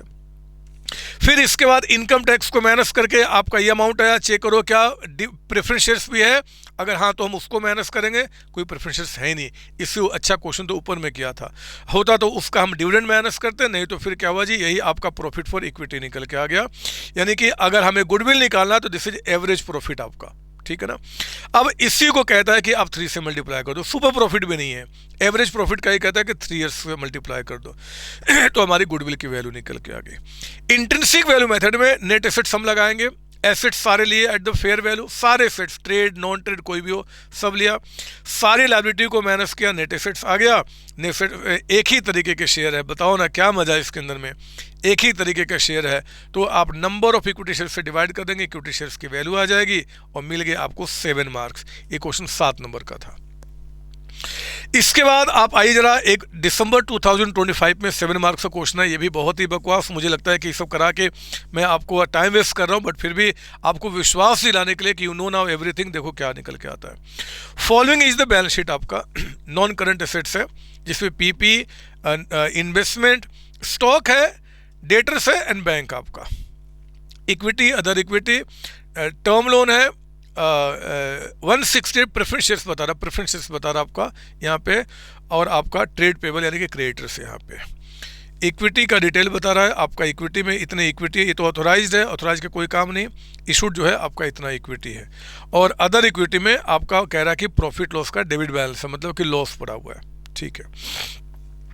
करंट कॉस्ट कहता है कि प्रॉपर्टी प्लांट इक्विपमेंट का स्टॉक का इतना है, इन्वेस्टमेंट कहता है कि मार्केट वैल्यू इतना है, 50% डेटर्स कहते हैं कि डाउटफुल है, प्रेफरेंस शेयर्स कहता है कि अरियर है पिछले 5 सालों से। Based on the above you are required to compute value of equity shares by net assets. बताओ क्या करें, नेट एसेट्स बेसिस से, हमें गुडविल भी नहीं निकालना बदमाश, तो नेट एसेट्स मेथड से क्या करेंगे, सारे एसेट्स लिया हमने एट मार्केट वैल्यू, है ना, हमने क्या किया जी, एसेट्स लिया मार्केट वैल्यू पे। उसके बाद आप चेक करो आपका लायबिलिटी लिया एट पेबल वैल्यू। एक बार चेक करो कि क्या आपके equity shares partly paid up है, क्या हमारे equity shares partly paid up है। यहाँ पे हमने चेक किया 10 रुपये का शेयर 6 पेड अप आपका, तो ये क्या हो गया जी, पार्टली पेड अप हो गया बच्चे, है ना, पार्टली पेड अप। तो इस पे 4 रुपये के हिसाब से हम क्या करेंगे, नोशनल कॉल करेंगे। इन्होंने नोशनल कॉल किया, यहीं पे दे दिया, आप यहाँ पे कीजिए, कोई दिक्कत नहीं है, सब जगह सेम आपका। फिर जो अमाउंट आएगा उसमें प्रेफरेंस शेयर होल्डर का क्लेम को माइनस किया, एक तो उनका कैपिटल प्लस 5 साल का कहता है कि डिविडेंड बकाया है वो माइनस किया, तो नेट एसेट्स आ गया फॉर द इक्विटी आपका। और फिर आपने नंबर ऑफ इक्विटी शेयर्स आपके इतने हैं, आप क्या करोगे जी कि वैल्यू पहले आपने क्या किया, मतलब कि 1 रुपये का निकाल लो, छोड़ो इनको, इन्होंने जो किया पहले आप 1 रुपये की वैल्यू निकाल लीजिए और 1 रुपये की वैल्यू के 10 से मल्टीप्लाई करके 10 रुपये की वैल्यू निकाल दो, और अगर आपका 6 पेड अप है तो 10 की वैल्यू में जो 4 रुपये नहीं आए माइनस करके वैल्यू निकाल दो, यही आंसर निकल के आ जाएगा। तो ये से तो हम टफ क्वेश्चन कर चुके हैं ना, ये क्वेश्चन कोई दम थोड़ा ही बनता आपके लिए। वर्कबुक 2025 में एक बार आ जाइए, उन्होंने एक क्वेश्चन दिया हुआ है, बाकी क्वेश्चन तो गुडविल के वैल्यूएशन का जो हम पीछे करा चुके हैं, ये शेयर्स के वैल्यूएशन के ऊपर में क्वेश्चन है। Goodwill, other property, current assets, share capital, reserve, profit loss, debentures, current liability. कहता है कि on the specified date property plant equipment की इतनी वैल्यू है, गुडविल की वैल्यू इतना है, नेट प्रॉफिट कहता है 3 साल का इतना है, प्रॉफिट का 20% रिजर्व में ट्रांसफर किया जाएगा।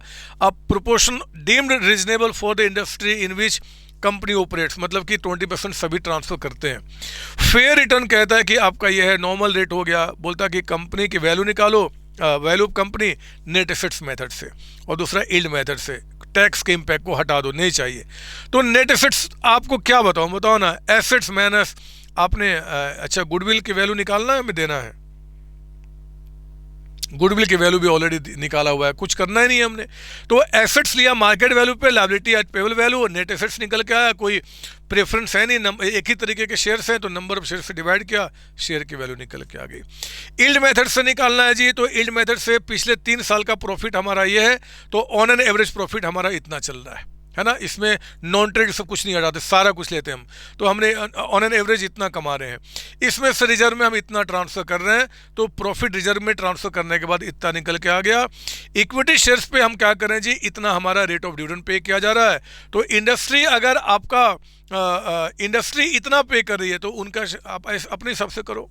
हमने क्या बोला कि भैया इंडस्ट्री जो है ना वो कितना पे कर रही है, कहाँ चला गया, ये देखो इंडस्ट्री 18, तो हमने कहा, और शेयर कितने में कोट किया नहीं बता रहा, तो हम क्या मानेंगे आपका यहाँ पे हमारा शेयर कितने का है, हमारा शेयर कितने का है,